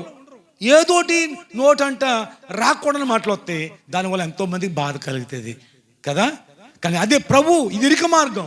ఇరుకు మార్గంలో అయితే ఏమంటాడు? నాయనా, నేను నిన్ను బాగు చేస్తాను, నేను నిన్ను ప్రేమిస్తున్నాను, నువ్వు ఎంత పాపి అయినా సరే నువ్వు అంటే నాకు ఇష్టం, ఎందుకంటే నువ్వు నా బిడ్డ. కనుక నేను నిన్ను ప్రేమిస్తున్నాను, కానీ పాపాన్ని ప్రేమించలేను నాయన. ఆ పాపాన్ని విడిచిపెట్టిరా, ఆ పాపాన్ని విడిచిపెట్టి రా, నేను నిన్ను రక్షిస్తాను, నా శాంతి నీకు ఇస్తాను, నాలో శాంతి ఉంది, నా శాంతి నీకు ఇస్తాను. అబ్బా, ఎంత గొప్ప దేవుడు అండి, ఎంత మంచి దేవుడు అండి. యోహాను సువార్త 14:27 రాయబడింది అన్నమాట. ఏ మాట? నా శాంతినే మీకు అనుగ్రహించి వెళుతున్నాను. యేసుక్రీస్తులో శాంతి ఉంది, యేసుక్రీస్తులో సమాధానం ఉంది, యేసుక్రీస్తులో దయాళత్వం ఉంది, యేసుక్రీస్తులో మంచితనం ఉంది. ఇవన్నీ నీలో పెడతాడు. దాన్నే మారు మనసు అంటారు. అప్పుడు అంటారు తెలుసా, వీడు ఎలా మారిపోయాడంట్రా, వీడు ఎలా ఉండిపోయాడు. అలాంటి వాళ్ళు ఇక్కడ మా మధ్యలో ఉన్నారు. ఒకప్పుడు భయంకరంగా త్రాగేవాళ్ళు, ఒకప్పుడు భయంకరంగా తిట్టేవాళ్ళు, ఒక భయంకరంగా భార్యను కూడా కొట్టేవాళ్ళు ఉన్నారు. యేసుప్రభు నమ్మారు, అవన్నీ మానేశారు. దేవుడు సహాయం చేశాడు. వారి కుటుంబాలు ఇప్పుడు నెమ్మది, వారి కుటుంబాల్లో సమాధానం. వాళ్ళు కూడా ఇప్పుడు సువార్తలో పాలు పొందారు. కారణం ఏంటి తెలుసా? వారికి దేవుడు గొప్ప శాంతి ఇచ్చాడు, గొప్ప తృప్తినిచ్చాడు, గొప్ప సమాధానం ఇచ్చాడు. ఇది ఏమిటంటే ఇరుకు మార్గం. ఇరుకు మార్గం ఏమండి ఇష్టానుసారంగా జీవిస్తూ ఉన్నప్పటికీ వాడి జోలికి ఎవడే వెళ్ళరండి. యేసు ప్రభు నమ్ముకున్న ఇంట్లోకి ఏమంటారు? ఒరే, నువ్వు దిగిపోయావు అందులోకి, ఏదో అడు పాడైపోయినట్టుగా మాట్లాడతారండి. నాకు అర్థం కాదు. పిల్లలు గమనించండి, యేసుక్రీస్తు నమ్మాడంటే భార్యకి సంతోషం, బిడ్డలు సంతోషం, ఆ ఇరుగు పొరుగు వారికి సంతోషం. ఎందుకంటే అంతకితం వల్లే కాకుండా మీకోసం ప్రార్థన చేస్తాడు. ఇప్పుడు ఇదివరకు మిమ్మల్ని ఇబ్బంది పెట్టి ఉండొచ్చు, ఇప్పుడు యేసు ప్రభులోకి వచ్చాడు కాబట్టి, ఈ మార్గంలోకి వచ్చాడు కాబట్టి ఆయన ఏం చేస్తాడు తెలుసా? మీ మేలు కోరుకుంటాడు, మీ మేలు కోరుతాడు, మీకోసం ప్రార్థన చేస్తాడు. ఒక ఈదులో యేసు ప్రభు నమ్ముకున్న బిడ్డ ఉంటే ఈదందరి కొరకు ప్రార్థన చేస్తుంది ఆ బిడ్డ. ఆ ఈదులో ప్రతి కుటుంబం కొరకు ప్రార్థన చేస్తుంది. ఆ ఈదులో కుటుంబం ప్రతి ఒక్కరు కూడా మరి మేలు పొందాలని, ఆ కుటుంబంలో ప్రతి కుటుంబంలో సమాధానము శాంతి పొందాలని ఆ వ్యక్తి ఆ ఈదు కొరకు ప్రార్థన చేస్తుంది. ఈదు కొరకే కాదు, ఊరు కొరకు ప్రార్థన చేస్తుంది అండి. Praise the lord. అవునండి, ప్రభునందు పిల్లరా, యేసు లేకపోతే నేను బాగుంటే చాలు, పైకి రాయడానికి రాస్తారు, అందరూ బాగుండాలి, అందులో నేను ఉండాలి. ఇదో ప్యాషన్ అన్నమాట. అది నిజంగా కాదు, అది అర్థమైందండి. కానీ నిజమైన ప్రేమ యేసుక్రీస్తులో ఉందండి. ఇది ఇరుకు మార్గం. మార్గంలో నిలిచి చూడండి, పురాతన మార్గం ఏది అని అడిగి అందులో నడవండి. అప్పుడు మీకేం కలుగుతుంది? మేలు కలుగు చేయ మార్గం ఏది అని అడిగి అందులో నడుచుకోండి. అప్పుడు నెమ్మది కలుగుతుంది. మేలు కలిగే మార్గం. ఈ మార్గం ఏ మార్గము? ఇది యేసు మార్గము. ఈ మార్గంలో ఏముంది? నీకు మేలు ఉందండి. యేసు నమ్మినవాడు ఎన్నడూ చెడిపోడండి పిల్లారా. చెడిపోయిన దాఖలాలు లేవు. నమ్మకపోతే అటు ఇటు కాకుండా ఉంటే ఒకవేళ నష్టపోవచ్చండి. యేసుని నమ్మిన వాడు ఎవడైనా సరే చెడిపోయిన దాఖలాలు లేవు. ఎందుకంటే యేసు బాగు చేసేవాడు, మేలు చేసేవాడు. మేలు కలిగే మార్గం ఏది అని అడిగి అందులో నడవండి. కులము మనల్ని రక్షించదు, మతము మనల్ని రక్షించదు. ఆ రెండు మనుషుడు ఏర్పాటు చేసుకున్నాడు. కానీ మార్గము నిన్ను గమ్యం చేస్తుంది. ఇదిగో నీకు మేలు చేస్తుంది. ఇది ఏంటి అంటే మేలు కలిగే మార్గం. ఆ మార్గమే యేసు మార్గం. మేలు కలుగు మార్గం ఏది అని అడిగి అందులో నడిస్తే అప్పుడు మీకు నెమ్మది కలుగుతుంది. అలాగనే ప్రియులారా గమనించండి, మేలు కలిగే మార్గం ఇది. కాబట్టి మతాలు మార్చే మార్గం కాదు ఇది, మేలు కలగజేసే మార్గం. కులంతో నిమిత్తం లేదు. నీదే కులమైనా పర్లేదు, నీదే మతమైనా పర్లేదు, నువ్వు ఏ స్థితిలో ఉన్నా పర్లేదు, ఉన్న పాటను యేసుని పిలుస్తున్నాడు, నిన్ను ప్రేమిస్తున్నాడు. నీకు మేలు కలగాల, రా పిలుస్తున్నాడు. ఆయన యొద్దకు రా, ఆయన నీకు మేలు చేస్తాడు, నీ కుటుంబానికి మేలు చేస్తాడు, నీ బిడ్డలకు మేలు చేస్తాడు. నీతో నీ ప్రార్థన చేస్తే ఎవరికైనా మేలు చేస్తాడు. ఆయన మేలు చేసే దేవుడు ఈయన. చూడండి, అపోస్తుల కార్యములు 10వ అధ్యాయం 38వ వచనం చదువుదాం. అపోస్తుల కార్యములు ఏదనగా దేవుడు నజరేయుడైన యేసును పరిశుద్ధాత్మతోను శక్తితోను అభిషేకించిన నన్నిదియే దేవుడు ఆయనకు తోడయుండును గనుక ఆయన మేలు చేయుచు. ఆయన అంటే యేసు ప్రభు వారు 2000 సంవత్సరాల క్రితం శరీరధారిగా ఉన్నప్పుడు ఆయన అనేక ప్రాంతాల్లో సంచరించి ఈ మాటలు చెప్పాడు, సువార్త చెప్పాడు. ఈ మాటలు మీరు చెప్పండి అని ఆయన పరలోకం వెళ్ళాడు. మన కోసం మరణించి తిరిగి లేచి మరణాన్ని జయించి ఆయన పరలోకం వెళ్ళాడు. మళ్ళీ వచ్చి మేము తీసుకెళ్తాను, ఈ మాటలు నేను చెప్పినవన్నీ భూలోకం అంతటిగా చెప్పండి అని చెప్పాడు. ఆయన ఏం చేశాడు అంటే ఆయన మేలు చేయుసు. ఏం చేశాడండి? మేలు చేయుసు. యేసుక్రీస్తు నందు ఉన్నవారు ఎవరికి కీడు తలపెట్టరండి, ఎవరికి అపాయం తలపెట్టరండి, ఎవరు పాడైపోవాలని కోరుకోరండి. ఆయన మేలు చేసే ప్రభు. ఆయన నీకు మేలే చేస్తాడు. నీ ఇష్టం, నమ్ముకుంటే నమ్ముకోవచ్చు, నమ్ముకోతే మాయచ్చు. ఇదిలో ఎవరిని బలవంతం చేసేది. నమ్ముకుంటే నీకు మేలు, ఎవరిని నమ్ముకోకపోతే నీ ఇష్టం. నువ్వు నమ్ముకున్నా మాకేమి కాదు, నువ్వు నమ్ముకోపోయినా మాకేం కాదు. కానీ ప్రభు చెప్పమన్నాడు, ఇదిగో వాళ్ళు నయంది విశ్వాసం ఉంచింది, ఈ మార్గం వస్తే మేలు చేస్తానని చెప్పమన్నాడు. చెప్తున్నాం అంతే మేము. అంతే. అవునండి, అంటే ధర్మమీటర్ లాంటిది అనమాట మేము ప్రకటించేది. అంటే ధర్మమీటర్ ఏం చేస్తుంది అంటే జ్వరం ఎంతో చూపిస్తుంది. ఏం చేద్దే? ధర్మమీటర్ నోట్లో పెడతాడు డాక్టర్ గారు. బాబు 103 ఉందంటాడు. నాకు 103 ఉందంటే 103 ఉందంటే వెళ్ళి పడుకుంటే చచ్చిపోతాం అంతే. తర్వాత ఏం చేయాలి? మందు వేసుకోవాలి. డాక్టర్ గారి దగ్గర రాజ్యం మందు పట్టుకెళ్ళి తెచ్చుకుని వేసుకుంటే బతుకుతాం. అలాగనే మేము ప్రకటిస్తాం, ఇదిగో మేలు కలిగేదని. నువ్వు వింటే నీకు మేలు కలగదు, కానీ విశ్వసిస్తే ఆ యేసుక్రీస్తు హృదయంలో చేర్చుకుంటే నీకు మేలు కలుగుతుందండి. అంతే. ఇన్నంత మాత్రం కాదు. ఈ రాత్రి కాల సమయంలో నీకు మేలు కావాలా, నీకు నెమ్మది కావాలా? ప్రభు వాక్యం చెప్తుందండి, మేలు చేసే మార్గం. ఆయన మేలు చేసే దేవుడు. మేము అలాగనుకున్నాను. యేసుప్రభు అంటే నాకు ఇష్టం ఉండేది కాదు, నాకు అన్ని ఇష్టమే, కానీ యేసుప్రభు మాత్రమే కసి. యేసుప్రభుని ద్వేషించేవాడిని, యేసుప్రభుని నమ్ముకున్న వాళ్ళని కూడా ద్వేషించేవాడిని. ఎంతగా ద్వేషించేవాడిని తెలుసా అండి? వాళ్ళని ఏడిపించేవాడిని అండి, ఎగతాళి చేసేవాడిని అండి. ఇది అమెరికా వాళ్ళు మతం అన్నానండి, కడజాతి మతం అని చెప్పాను. కానీ అదే ప్రకటిస్తున్నాను ఈ రాత్రి. కారణం ఏంటి అంటే అప్పుడు మూర్ఖత్వంలో ఉన్నాను, మూర్ఖుడిగా ఉన్నాను. ఆ మూర్ఖత్వంలో ఉండి మూర్ఖుడిగా ఉండి అర్థం కాక నేను మాట్లాడాను నా ఇష్ట ప్రకారంగా. తర్వాత అర్థమైంది, ఆ ప్రభు మాట్లాడిన తర్వాత ఆయన మేలు చేసేవాడు రా బాబు. అంటే కీడు చేసేవాడు కూడా మేలు చేసేవాడు. నేను అంత ద్వేషించినా కానీ నన్ను ప్రేమించాడండి. అది దేవుళ్ళ లక్షణం. మనం ద్వేషించినా ప్రేమించే లక్షణం దేవుడిది. నువ్వు దేవుడిని అసహించుకున్నా దేవుడిని ప్రేమిస్తూనే ఉన్నాడు. ఈ రాత్రి నేను ప్రకటించడానికి దేవుడు నీకు మేలు చేస్తమే కాదు, నీకు సమాధానం కలగజేస్తాడు ఆయన. అంతేకాదండి, పరిశుద్ధ గ్రంథంలో చెప్పబడుతుంది, కీర్తన గ్రంథం 145వ అధ్యాయం 145 అధ్యాయం 8-9 వచనాలు చదువుతాం. యెహోవా దయా దాక్షిణ్య పూర్ణుడు, ఆయన దీర్ఘశాంతుడు. ఆయన దీర్ఘశాంతుడు అంటే మనం ఎన్ని రకాలుగా ఆయనను ద్వేషించినా దూషించినా గాని ఆయన దీర్ఘశాంతం కలిగిన వాడు కనుక ఆయన ఏం పట్టించుకుంటలేదు.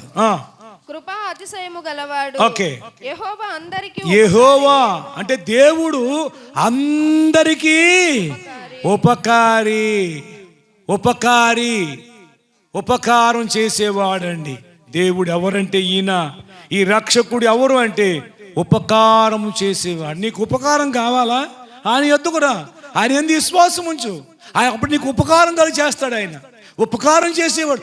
ఆయన ఉపకారం చేయకపోతే ఎక్కడెక్కడెక్కడలో నుంచి ఇక్కడికి వచ్చి ఈ ఊళ్ళో సువార్త చేయడానికి ఏమండి వాళ్ళకి ఏమీ మేము డబ్బులు ఇవ్వం. వాళ్ళంతా వాళ్ళు వచ్చి ఈ విధంగా సువార్త చేశారు. అంటే మాకు ఉపకారం చేశాడు, మా బ్రతుకులో శాంతి నింపాడు, మా పాపాలు పరిహరింపజేశాడు, మాకు నెమ్మదినిచ్చాడు, మాకు మేలు చేశాడు, మీకు చేస్తాడు మేలు, మీకు ఉపకారం చేస్తాడు. ఆ ఉపకారం చేసి ఆ ప్రభువుని మీకు ప్రకటిస్తున్నాం. ఒకసారి ఆలోచన చేయండి, ఒకసారి గమనించండి ఈయన ఎవరు అని ప్రకటించబడింది సువార్త. ఆయన ఏం చేసేవాడు? ఉపకారం చేసేవాడు. 147వ కీర్తన 105వ వచనం చదువుదాం. మన ప్రభు గొప్పవాడు, ఆయన అధిక శక్తి గలవాడు, ఆయన జ్ఞానమునకు మితి లేదు. దేవునికి స్తోత్రం. 146 వచనం చదవండి. ఎవనికి యాకోబు గొప్పవాడో, ఎవరికి యాకోబు దేవుడు సహాయకుడగునో, ఎవడు తన దేవుడైన యెహోవా మీద ఆశ పెట్టుకొనునో వాడు ధన్యుడు. యాకోబు దేవుడు అంట ఆయన. యాకోబు దేవుడు. ఏవండి, యాకోబు ఎవరు? ప్రియా దేని బిడ్డ గమనించండి. ఆ యాకోబు ఎవరు అంటే దేవునితో పోరాడిన వాడు. దేవునితో ఎలా పోరాడాడు? దేవునితో పోరాడి గెలిచాడట. ఎలా గెలిచాడు, ఎలా పోరాడాడు అంటే, అయ్యా నేను పాపినయ్యా, నన్ను ఆశీర్వదించయ్యా, నన్ను క్షమించయ్యా అని పట్టు విడవకుండా ఆయనతో పోరాడాడట. దేవుడే ఆయనను యాకోబు అనబడుతున్నాడు. ఆయన్ని ఇశ్రాయేలు అని పేరెట్టాడు. ఏం పేరెట్టాడు? ఇశ్రాయేలు అని పేరెట్టాడు. ఒక మనిషి పేరు అది. యాకోబు ఆయన పేరు. ఇశ్రాయేలు అనేది మనుషులకి పెట్టుకున్న పేరు కాదు, మనుషులకు తలంపులకు వచ్చిన పేరు కూడా కాదు. సృష్టికర్త అయిన దేవుడు ఈ పేరును, ఈ నామకరణను ఆ వ్యక్తికి చేశాడు. నీ పేరు యాకోబొద్దయ్యా. యాకోబు అంటే మోసగాడని అర్థం. కాబట్టి ఇశ్రాయేలుగా చేస్తున్నాను. ఇశ్రాయేలు అని పేరెట్టాడు ఆయనకి. ఆయనకి ఇశ్రాయేలు అని పేరెడితే ఆయనకి 12 మంది కొడుకులు పుట్టారు. ఈ 12 మంది 12 గోత్రకర్తలు అయ్యారు. వీళ్ళందరూ ఇశ్రాయేలీయులు అన్నారు. ఈ రోజున ఇశ్రాయేలీయులు అని చెప్పి ఇశ్రాయేలు దేశం గురించి మాట్లాడలేని వాడు ఎవడు ఉండడు. ప్రపంచం అంతా తెలిసి ఇశ్రాయేలు అంటే. ఈ ఇశ్రాయేలు అనే మాట ఎక్కడికి వచ్చింది? సృష్టికర్త, భూమి ఆకాశములను సృష్టించిన సృష్టికర్త యొక్క ఏమండి ఆలోచన నుంచి వచ్చిన మాట అది. ఆయన పలికిన మాట ఇశ్రాయేలు అని. అందుకని చాలా మంది రాజులు, చుట్టుపక్కల ఎంతో మంది శత్రువులు, వాళ్ళకి ఇశ్రాయేలు అని పేరు భూమి మీద ఉండకూడదు అని క్రీస్తు పూర్వం కొన్ని వందల సంవత్సరాల నుండి ఎంతో మంది వాళ్ళ మీద పోరాడి వారు భూమి మీద లేకుండా పోయారు.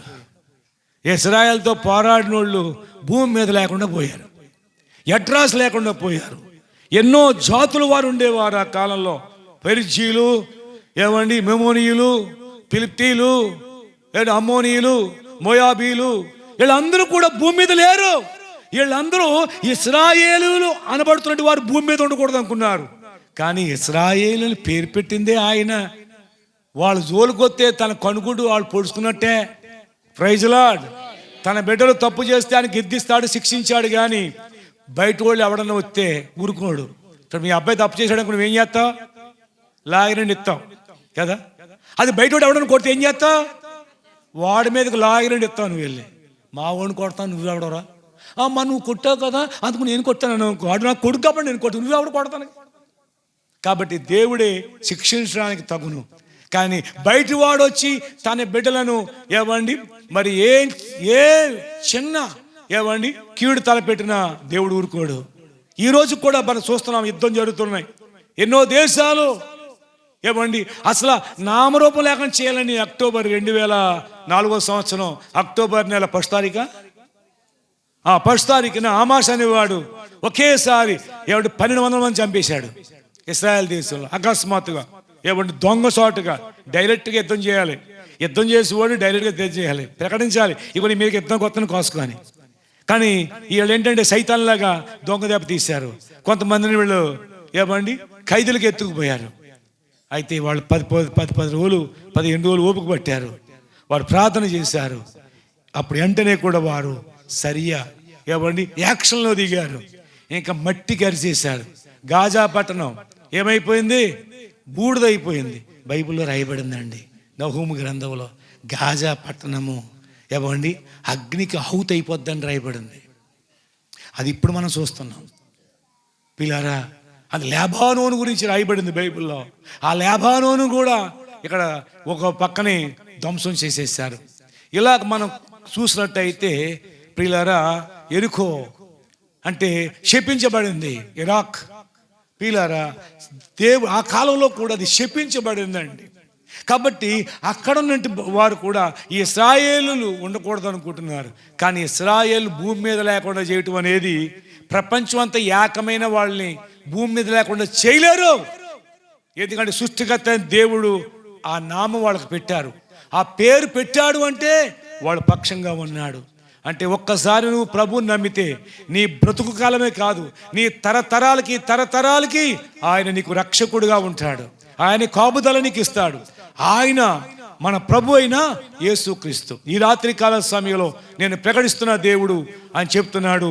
ఇది ఇక్కడ చూసినట్టయితే, ఎవరికి యాకోబు దేవుడు సహాయకుడో, ఎవడు యాకోబు దేవుడి మీద ఆశ పెట్టుకున్ననో వాడు ధన్యుడు. ఎందుకంటే యాకోబు పక్షంగా దేవుడు నిలబడ్డాడు. యాకోబు పక్షంగా విజయం ఇచ్చాడు. యాకోబుకు నేనున్నాను అన్నాడు. తర్వాత ఆయన ఆకాశమును భూమిని, ఆయన యాకోబు దేవుడే ఈ దేవుడు. ఆయన ఆకాశమును భూమిని సముద్రమును దానిలోనున్న సర్వమును సృజించినవాడు. సముద్రాలను సృజించినవాడు, భూమిని సృజించినట్టు వాడు, ఈ సమస్తమును ఆకాశమును సృజించినవాడు, సృష్టికర్త అయి ఉన్నాడు. ఆయన ఆయన ఎన్నటికీ మాట తప్పని వాడు. బాధపరచబడు వారికి ఆయన న్యాయం తీర్చేవాడు. ఆయన న్యాయాధిపతి. ఆయన ఆకలి కొనిన వారికి ఆయన ఆహారం దయచేసేవాడు. బంధింపబడిన వారికి విడుదల. బంధించబడిన వారు అంటే ప్రియులారా గమనించండి, చాలా మంది ఈ రోజును చూస్తే బంధించబడుతున్నారు, బంధించబడి ఉన్నారు. సాతాను కట్ల చేత బంధించబడ్డారు, సాతాను బంధకాలు బంధించబడ్డారు, అనేక వ్యసనాల్లో బంధించబడ్డారు, పాపం అనే బంధంలో బంధించబడ్డారు. మీరు ఎలా బంధించబడిన వారిని విడిపించేవాడు ఆయన. బంధించబడే వారిని, బాధించబడే వారిని విడిపించేవాడు మన ప్రభువైన యేసుక్రీస్తు. యెహోవా గుడ్డివారి కన్నులు తెరచేయువాడు.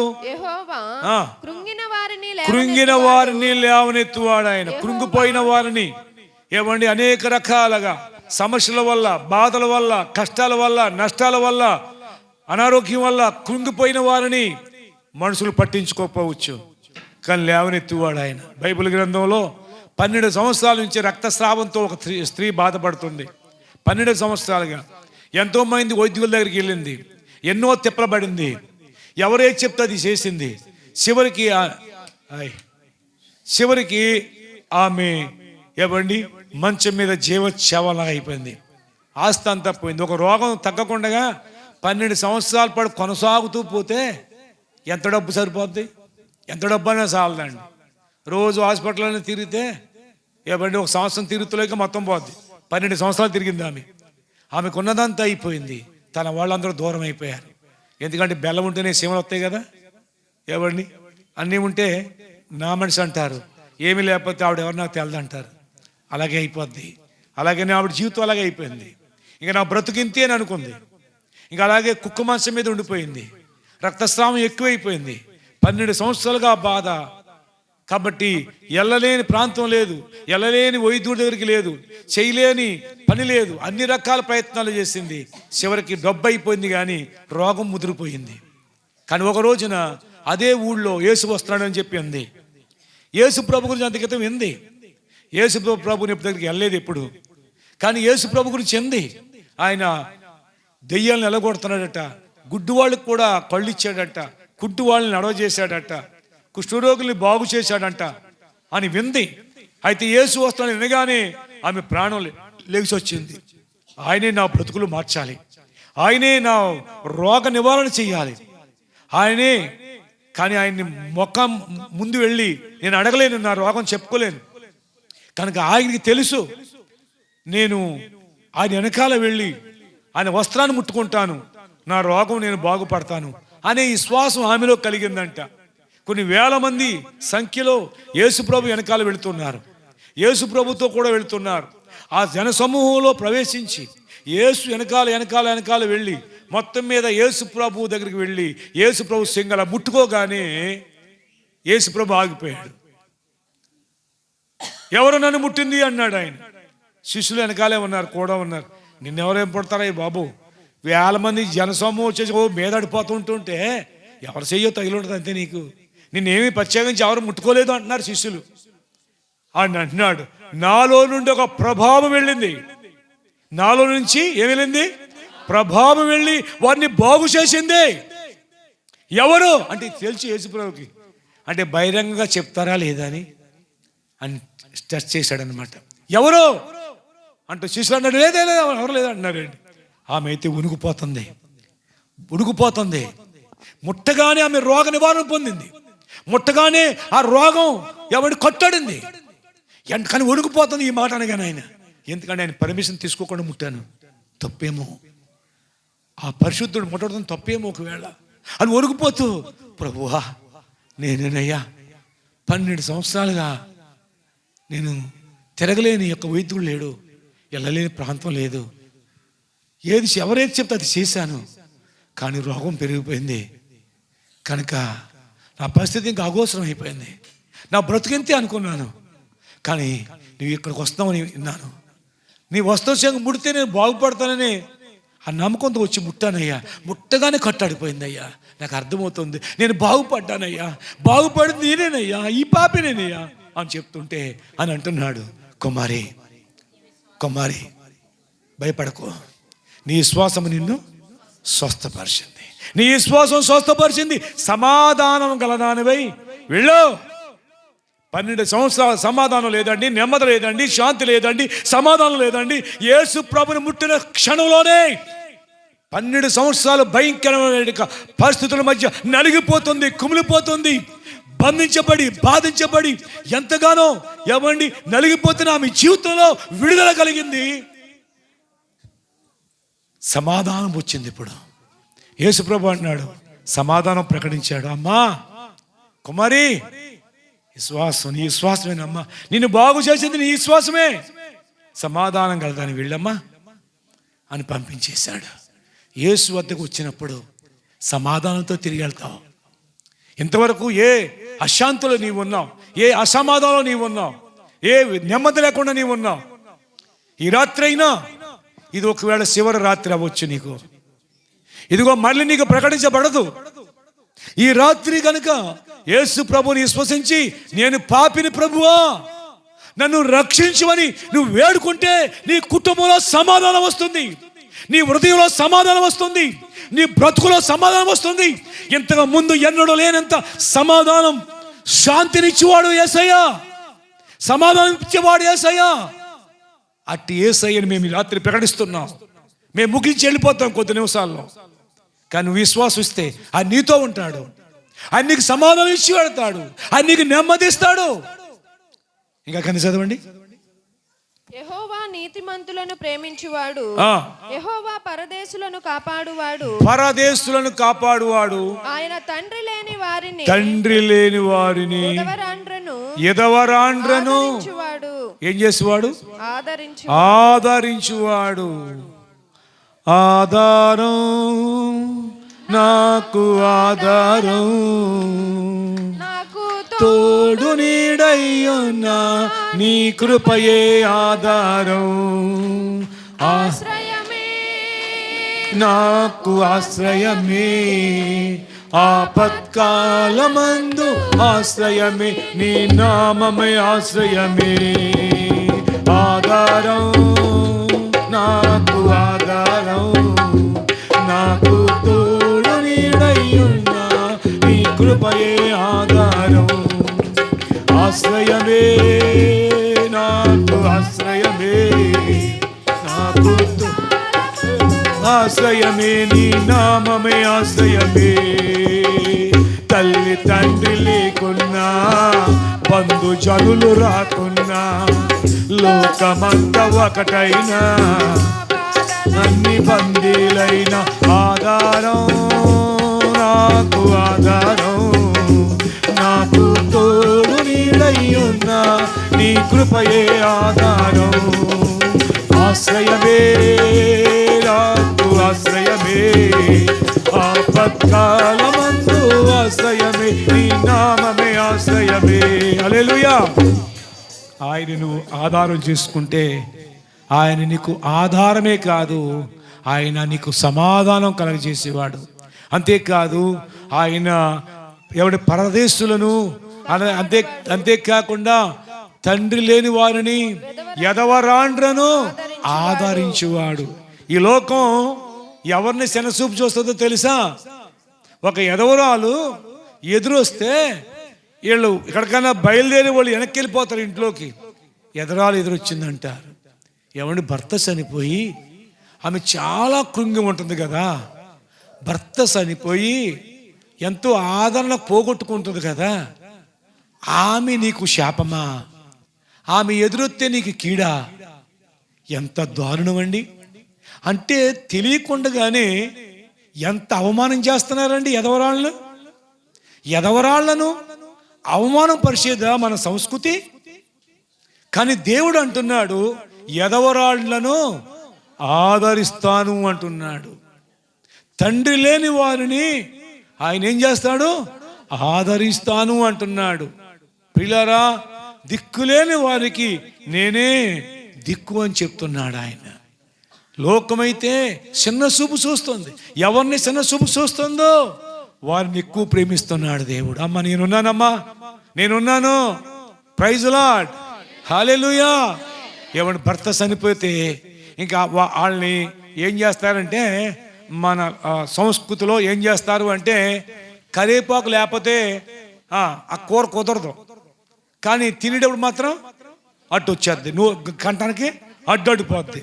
దాన్ని తీసి పక్కన పెడతారు చూసారా? అలాగా భర్త చనిపోగానే దేనికి పిలవరండి, ఏ పేరంటానికి పిలవరండి. పాపం వాళ్ళ తప్ప అది. నేను చెప్తాను, మీరు ఏ కార్యక్రమం చేసిన వాళ్ళని పిలవండి. మీకు జయ్యు లేకపోతే అడగండి.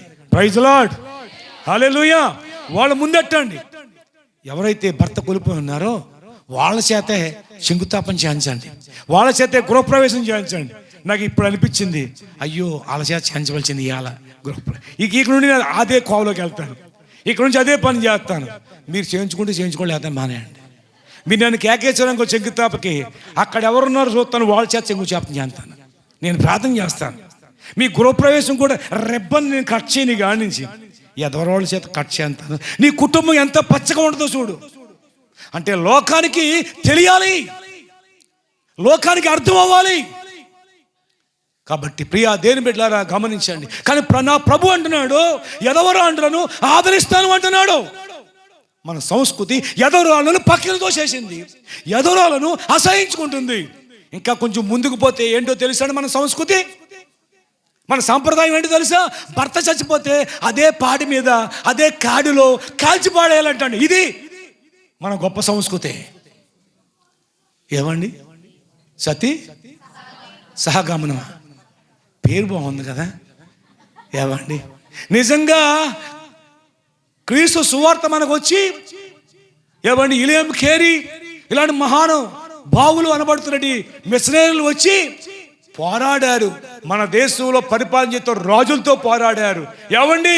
ఇది పాపం, ఇది అన్యాయం. భర్త చచ్చిపోతే భార్యని కాల్చేస్తాం ఏంటండి? బ్రతికుండగా, ఇంకెంతో బ్రతుకుండగా భార్య చచ్చిపోతే భర్తను కాల్చాలి కదా. మరి అది లేదు, అది లేదు.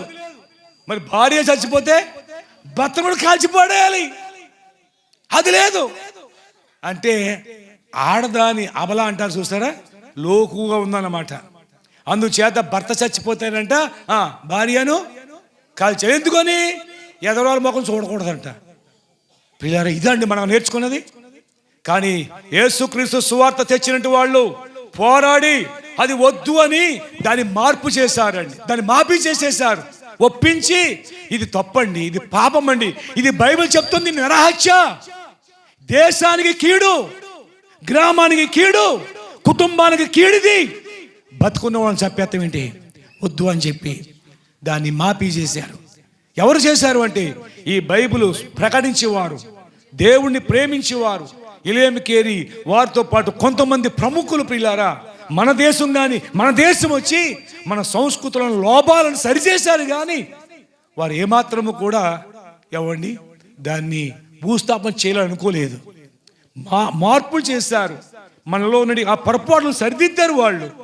అవునండి, యేసుక్రీస్తు ఒక పరిశుద్ధ గ్రంథంలోకి వస్తే యేసు ప్రభువాను సరిదిద్దుతాడు, కుటుంబాలను సరిదిద్దాడు, జీవితాలను సరిదిద్దుతాడు.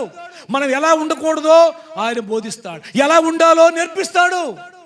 మన కుటుంబాలు సరిదిద్దుతాడు, కుటుంబాలు బాగుపడతాయి, కుటుంబాలు పచ్చగా వర్ధిల్లుతాయి, మీ బిడ్డలు అభివృద్ధిలోకి వస్తారు, మీ కుటుంబాలు పచ్చగా ఉంటాయి.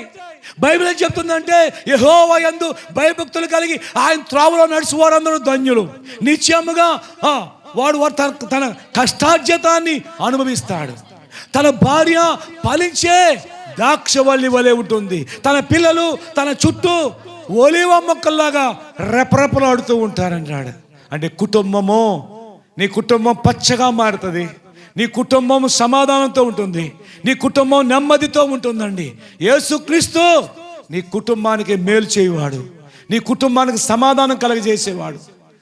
అవునండి, నీ కుటుంబానికి మేలు చేసేవాడు, నీ కుటుంబానికి నీకు ఉపకారం చేసేవాడండి దేవుడు.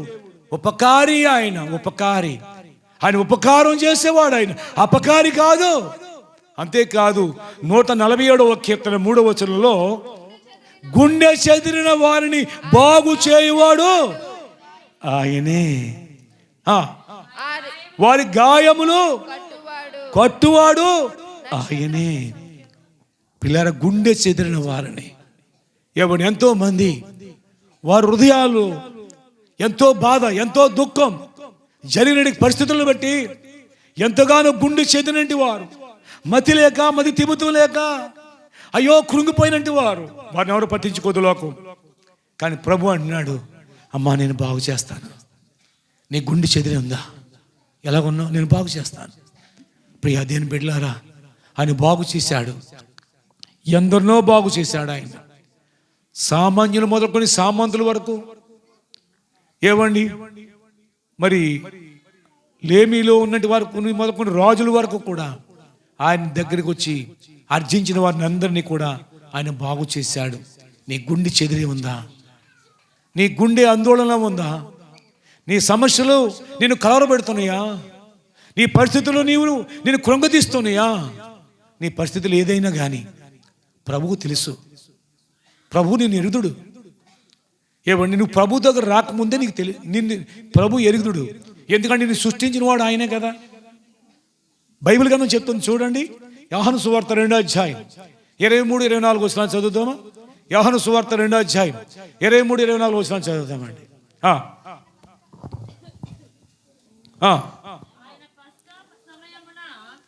అమ్మా 2వ అధ్యాయము. అయితే యేసు ఎన్ని వచనం అమ్మా? 24 అమ్మా. అయితే యేసు అందరినీ ఎరిగినవాడు కనుక ఆయన తన్ను వారి వశము చేసుకొనలేదు, ఆయన మనుషుని ఆంతర్యము ఎరిగినవాడు. అందరినీ ఎరుగుతుడు, మనుషుని ఆంతర్యములో ఏముందో, వాడు ఆంతర్యంలో ఏముందో ఎవరు చూసి వచ్చాడండి అంటారు కదా. అంటే యేసు ఎలాంటి వాడో తెలుసా? నీ ఆంతర్యాన్ని ఎరిగినవాడు, అందరినీ ఎరిగినవాడు గనుక ఎవడును మనుషుని గూర్చి ఆయనకు సాక్ష్యం అక్కర్లేదు. ఏమంటే ఆయనకి ఏం చెప్పక్కడ, వీళ్ళ పలవనండి, వీళ్ళ పలవనండి, వీళ్ళ స్థితి ఇదండి, వీళ్ళ స్థితి అని చెప్పవలసిన లేదంట. అందరి పరిస్థితి తెలుసు. నువ్వు ఒకవేళ ఇక్కడ లేకపోయినా నీ ఇంట్లో కూర్చుని ఉన్నప్పటికీ నన్ను తెలుసా ఆయనకి, నన్ను ఎరుదుడా అని అనుకుంటున్నాయేమో. నిన్ను ఎరుదుడు, నీ పేరు తెలుసు, నీ సమస్య తెలుసు, మనుషులకు తెలియదు, నీ ఇంట్లో వాళ్ళకే తెలియదు నీ బాధ. కొన్నిసార్లు ఎంతోమంది కుటుంబంలో ఉన్నా ఒక్కళ్ళే కృంగిపోతూ ఉంటారు, కలత చెందుతూ ఉంటారు, పరిస్థితులు అలాంటి ప్రతికూలమైన పరిస్థితులు వస్తాయి. అయితే ప్రభు అన్నాడు, అమ్మా నాకు తెలుసు, నీ యొక్క హృదయం నాకు తెలుసు, నీ యొక్క అంతర్యం నాకు తెలుసు, నేను ఎరుగుదును, నీ బాధ నాకు తెలుసు, ఇదిగో నేను బాగు చేస్తాను. ప్రైజ్ ది లార్డ్, హల్లెలూయా. చూడండి రాజుల 2వ గ్రంథం 20వ అధ్యాయం 5వ వచనంలో చూస్తే ఒక మాట, నేను చివరికి వస్తున్నాను, చివరి మాటలో ముగింపుకు వస్తున్నాను. 20వ అధ్యాయం 5వ వచనం, నీవు తిరిగి నా ప్రజలకు అధిపతి అయిన హిజ్కియా యొద్దకు పోయి అతనితో ఇట్లనుము, నీ పితరుడైన దావీదునకు దేవుడగు యెహోవా నీకు సెలవిచ్చినదేమనగా, నీవు కన్నీళ్లు విడుచుట చూచితిని, నీవు కన్నీళ్లు విడటం చూశాను, నీ ప్రార్థన నేను అంగీకరించి ఉన్నాను. గమనించండి ప్రియులారా, ఇక్కడ ఒక రాజు ఆయన, ఒక క్యాన్సర్ వ్యాధి లాంటిది వచ్చింది. ఇప్పుడు క్యాన్సర్ అంటే తెలియదు, రణపుండు లాంటిది పడింది వీటి మీద. డాక్టర్లు అందరూ చచ్చిపోతామని చెప్పారు. దేవుడు కూడా తన సేవకుడు ద్వారా చచ్చిపోతావు, ఇల్లు పెట్టుకోని చెప్పాడు. అయితే ఆ రాజు పేరు హిజ్కియా, కానీ గోడతో తిరిగి ప్రార్థన చేశాడు. ప్రార్థన చేస్తూ కన్నీళ్లు కార్చాడు. నేను చాలాసార్లు అబద్ధం చేసుకునేవాడిని, ఈ క్రైస్తవులు ఏంటారు బాబు, ఏడుతా ప్రార్థన చేస్తారేంటి అనుకున్నాను నేను. అంటే కన్నీళ్లను చూసి దేవుడు కరిగిపోతాడు. కన్నీళ్లు కార్చి కన్నీళ్లతో ప్రార్థన చేశాడు. ప్రభువా నన్ను బ్రతికించయ్యా, నాకు ఆయుస్సు అయ్యా అని ప్రార్థన చేశాడు. అయితే దేవుడు వెంటనే కౌరు పంపించాడు, నీ కన్నీళ్లు చూశాను, నీ ప్రార్థన విన్నాను, నేను నిన్ను బాగు చేస్తాను.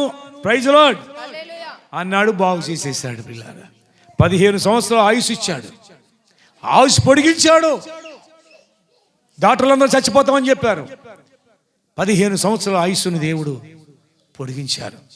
అలా ఎంతోమంది పిల్లరా, నేటి కాలంలో కూడా ఎంతోమందిని పిల్లరా డాక్టర్లు చెప్పారు చచ్చిపోతాడు బతకడని. ఇక్కడ ఈ విజయలక్ష్మి గారు వచ్చారు ఇవాళ, వచ్చింది.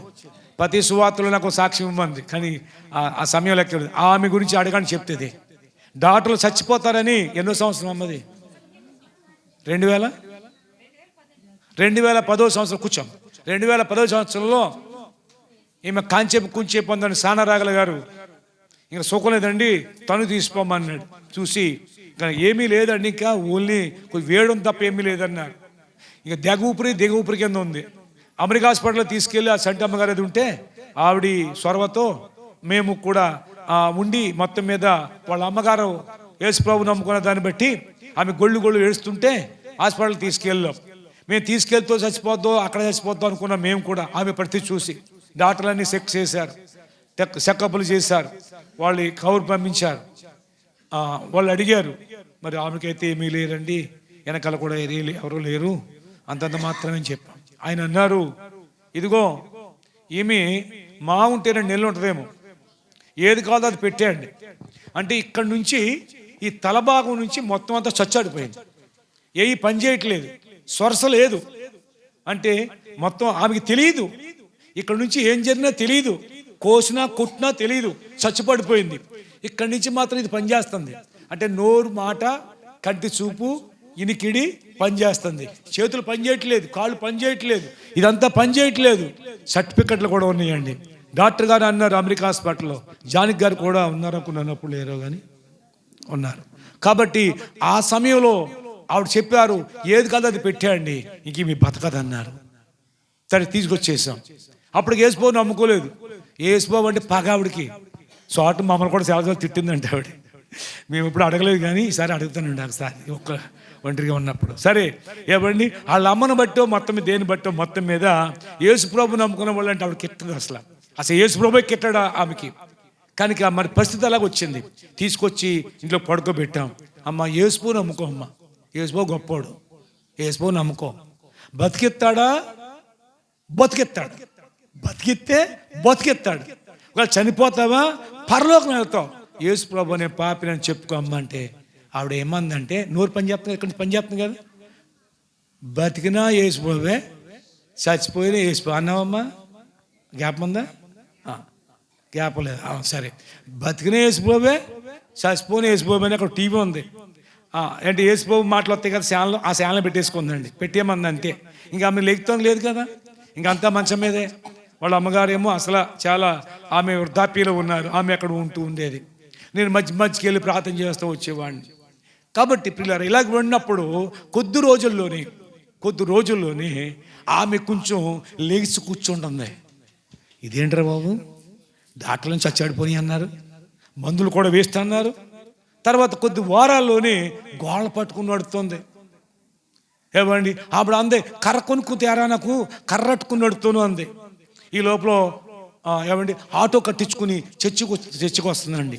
రానుపోను ఆటో కట్టించుకుంది కనుక మన సీని గారు కూడా ఆమెను తీసుకెళ్తూ ఉండేవాడు. అయితే వస్తున్నప్పుడు ఆవిడ అంటుంది, నేను నడిచి వచ్చేద్దాను అనుకుంటున్నానండి, కొంచెం కర్ర అట్టరండి అంది. పట్టుకొస్తానమ్మా అన్నాను. అంటే నేను వెళ్ళిన లేదు కర్ర, నేను కర్ర తేవడానికి 2-3 వారాలు పట్టేసింది దయ్యం.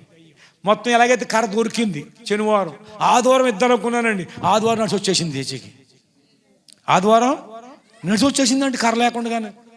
ఇదేంటమ్మా కర్ర తెచ్చా నీకు ఇద్దరు అనుకున్నాను అంటే, ఇంకా అవసరం లేదండి, ఇగో నడిచేస్తాను. 2-3 చోట్ల కూర్చున్నాను, నడుచుకుంటూ వచ్చేసాను. అలా నడుతూ వచ్చేసి మళ్ళీ ఆమె జాబ్ మొదలెట్టింది. ఆమె జాబ్ చేసుకుంటూ మొదలెట్టింది. కొన్ని సంవత్సరాలుగా ఆమె ఆ జాబులో కొనసాగింది. పిల్లారా, ఈ మధ్యలోనే ప్రభుకు సాక్షిగా ఉండాలని రాజీనామా చేసింది. ఏమండి ఎన్ని సంవత్సరాలు చేసామా? సుమారు ఇంచుమించులో 15 సంవత్సరాలు బతికించిన తర్వాత జాబ్ చేసుకుందా ఆమె. ఓ రోజు పరిగెట్టేస్తుంది సెంటర్లో. నేను ఆ పక్కన తణుకెళ్తానని ఆటో కోసం కూర్చొస్తున్నాను. అటు నుంచి ఏమో కారు ఏదో వస్తుంది, ఇప్పుడు పరిగెట్టేస్తుంది. ఇదేంటి బాబు కారు వచ్చేస్తుంది, అంతలా పరిగెట్టేస్తుంది అంటే ఇప్పుడు చూస్తే ముసలాళ్ళగా ఉందండి. చూసినప్పటికి ఈవిడి ఓరు నాయను నడుతం కాదు కదా, పరిగెట్టించాడు దేవుడు. కానీ దేవుడు చేసే ఉపకారం, మేలు పిల్లారా గమనించాడు. ఈ రోజున సజీవ సాక్ష్యం ఇటువంటి వాళ్ళు చాలా మంది ఉన్నారండి పిల్లారా. అవును, ఈ రాత్రికాల సమయంలో ఇదిగో నేను నిన్ను బాగు చేస్తాను అన్నాడు ఆయన. బాగుపడాలనుకుంటే నమ్మండి, లేకపోతే మీ ఇష్టం. చెప్పవలసిందల్లా చెప్పేశాను. ఎంతవరకు చెప్పాలో అంతవరకు చెప్పేశాను. చెప్పవలసిన దానికంటే కొంచెం ఎక్కువ చెప్పానేమో అనుకుంటున్నాను మీ మొఖాలను చూసి. అంటే ముగిస్తే బాగుండు అన్నట్టుగా. Praise lord. కాబట్టి ఈ రాత్రికాల సమయంలో పిల్లారా అలాగా ఆయన ఎప్పుడైతే బతికించాడో, ఏమండి ప్రభు కొరకే బతుకుతాను అని ఆయన బతికించి ఈ బతికిచ్చాడు కనుక ప్రభు కొరకే బతుకుతాను అనుకుంటారు ఎవరైనా సరే. అలాంటి ఆయనే దావీదు మహారాజు. ఆయన అంటాడు, నువ్వు నన్ను బ్రతికించుము, నేను నిన్ను స్తుతిస్తాను. అంటే బ్రతికినంత కాలము రెండో పని లేదు నాకు, నిన్ను స్తుతించడమే. Praise lord. ఈ రాత్రి కాల సమయంలో వచ్చిన వారందరూ కూడా అవునండి మేము బ్రతికినంత కాలం ప్రభువుని స్తుతిస్తాం అన్న వాళ్ళే ఇక్కడికి వచ్చారు. అక్కడ ఉన్న వాళ్ళందరూ కూడా ఆయన బ్రతికించాడు, బ్రతికిస్తాడు. బతికించి ఊరుకోడు ఆయన, బ్రతికించి బతికిస్తాడు. లాజరును ఒక ఆయన చనిపోయాడు, సమాధి చేసేసారు. యేసుప్రభు కరంపడి కానీ రాలేదు, సమాధి చేసేసారు. సమాధి అయిపోక 4 రోజులకు వచ్చాడు యేసు ప్రభు వాళ్ళ ఇంటికి వస్తున్నాడు. ఇంకా దూరంగా ఉండగానే వాళ్ళు వెళ్ళారు, ప్రభు 4 రోజుల క్రితం వచ్చాడు, నా తమ్ముడు బతికేవాడే అని చెప్పేసి అంటారు. అయినా పర్లేదు, నువ్వు నమ్ము, దేవుడు మేము చూస్తాం, ఎక్కడ సమాధి చేశారు చూపించి అంటాడు. సమాధి దగ్గర తీసుకెళ్ళారు. ఇక్కడేనండి అంటాడు. రాయి పక్క తీసేయండి అన్నాడు. అయ్యి బాబు ఉండగలదు ఇక్కడ, 4 రోజులు అయింది సమాధి చేసి, రాయి తీసేయమంటావేంటి, తీసేయి, నమ్ము, దేవుడు మహిమ చూస్తామన్నాడు. అయితే మొత్తం మీద తప్పలేదు. అక్కడ వాళ్ళందరూ కలిసి ఆ సమాధి మీద వేసిన రాయి పక్కకు తొలించారు. ఆ లాజరు చనిపోయినట్టు వాడి పేరు లాజరు. లాజరు బయటికి రా అన్నాడండి. అంతే, పేత వస్త్రాలతో చుడతారు కదా.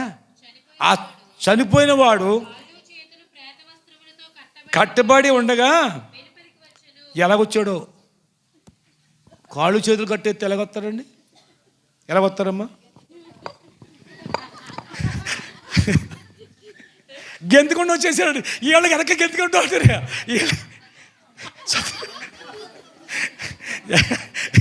వీళ్ళకి గెంతుకుంటారు, వెనక్కి వెళ్ళిపోయి తొక్కేస్తాడని. దేవునికి స్తోత్రం. ఆవు దెబ్బలాడుకుని దోణ తొక్కేసాడు. కానీ మన సంతోషం ఎక్కువ వీళ్ళు తొక్కేస్తాం ఇప్పుడు. Praise lord. అలాగా కాళ్ళు చేతులు కట్టేసిన తర్వాత ఎలాగొచ్చాడంట అని ఆలోచన వచ్చింది నాకు. ఎవడు గెంతుకుండా వచ్చాడు ఇలాగా. ఒరే కట్లు ఇప్పాడు రా, ఇప్పుడు ఎలా చూస్తాను కళ్ళు ఎప్పు చేసి, ఏడు లాజరా కాదా, లాజరా దెయ్యమా, ఏడు మనోడికి అందరూ దెయ్యమలాగా అనిపిస్తుంది కదా. ఇప్పండి రా కొట్లు అన్నాడు. గబ కొట్లు ఇప్పేశారు. పైనుంచి కింద చూస్తే లాజరే, ఇంకా మాట తప్ప కన్ను చూపు తప్ప ఏమీ లేదండి. అయితే పిల్లరా, అక్కడ ఉన్న వాళ్ళకి అందరూ ఆశ్చర్యపోయారు. గుడ్డోడు కళ్ళు ఇచ్చాడని అన్నాం, కుష్ఠరోగిని శుద్ధి చేశాడని అన్నాం, దెయ్యాలని ఎల్లగొట్టాడని అన్నాం, కుంటోడిని పరిగెత్తిచ్చాడని అన్నాం, చచ్చిపోయిన బతికియడం ఏంటి, 4 రోజుల తర్వాత సమాధిలోని పైకి తీయటం ఏంటి, బాడీ అంతా బాగుంది. ఈ వార్త అండి దేశ దేశాలకి పాకేసింది, ప్రాంత ప్రాంతాలకి వెళ్ళిపోయిందండి. ఇంకా చూసుకో, ఆ రోజు తీర్థం అండి. లాజరింటి కాడు ఏంటి తీర్థం ఏంటి, బుడలు అమ్మేవాడు బుడలో, గాడి పడలు అమ్మేవాడు గాడి పడలు. తీర్థం అయితే పాపం అండి. ఈ వ్యాపారస్తులు వచ్చి అక్కడ పడిపోతారు కదా. ఏమండి, ప్రతిదీ వ్యాపారమే. అక్కడ ఏ వ్యాపారం చేసినా తెల్ల కానీ తీర్థం కింద వస్తున్నారండి. ఏమంటే తీర్థం కింద వస్తున్నారు. చచ్చిపోయి 4 రోజులు సమాధంలో ఉన్నాడు, బయటకు వచ్చాడంట. అసలు ఆడు ఎలాగొన్నాడు చూద్దాం, ఆడు ఎలాగొన్నాడు చూద్దాం అనుకున్నారండి. వచ్చి చూస్తున్నారు, చూశారు, మామూలుగా ఉన్నాడు.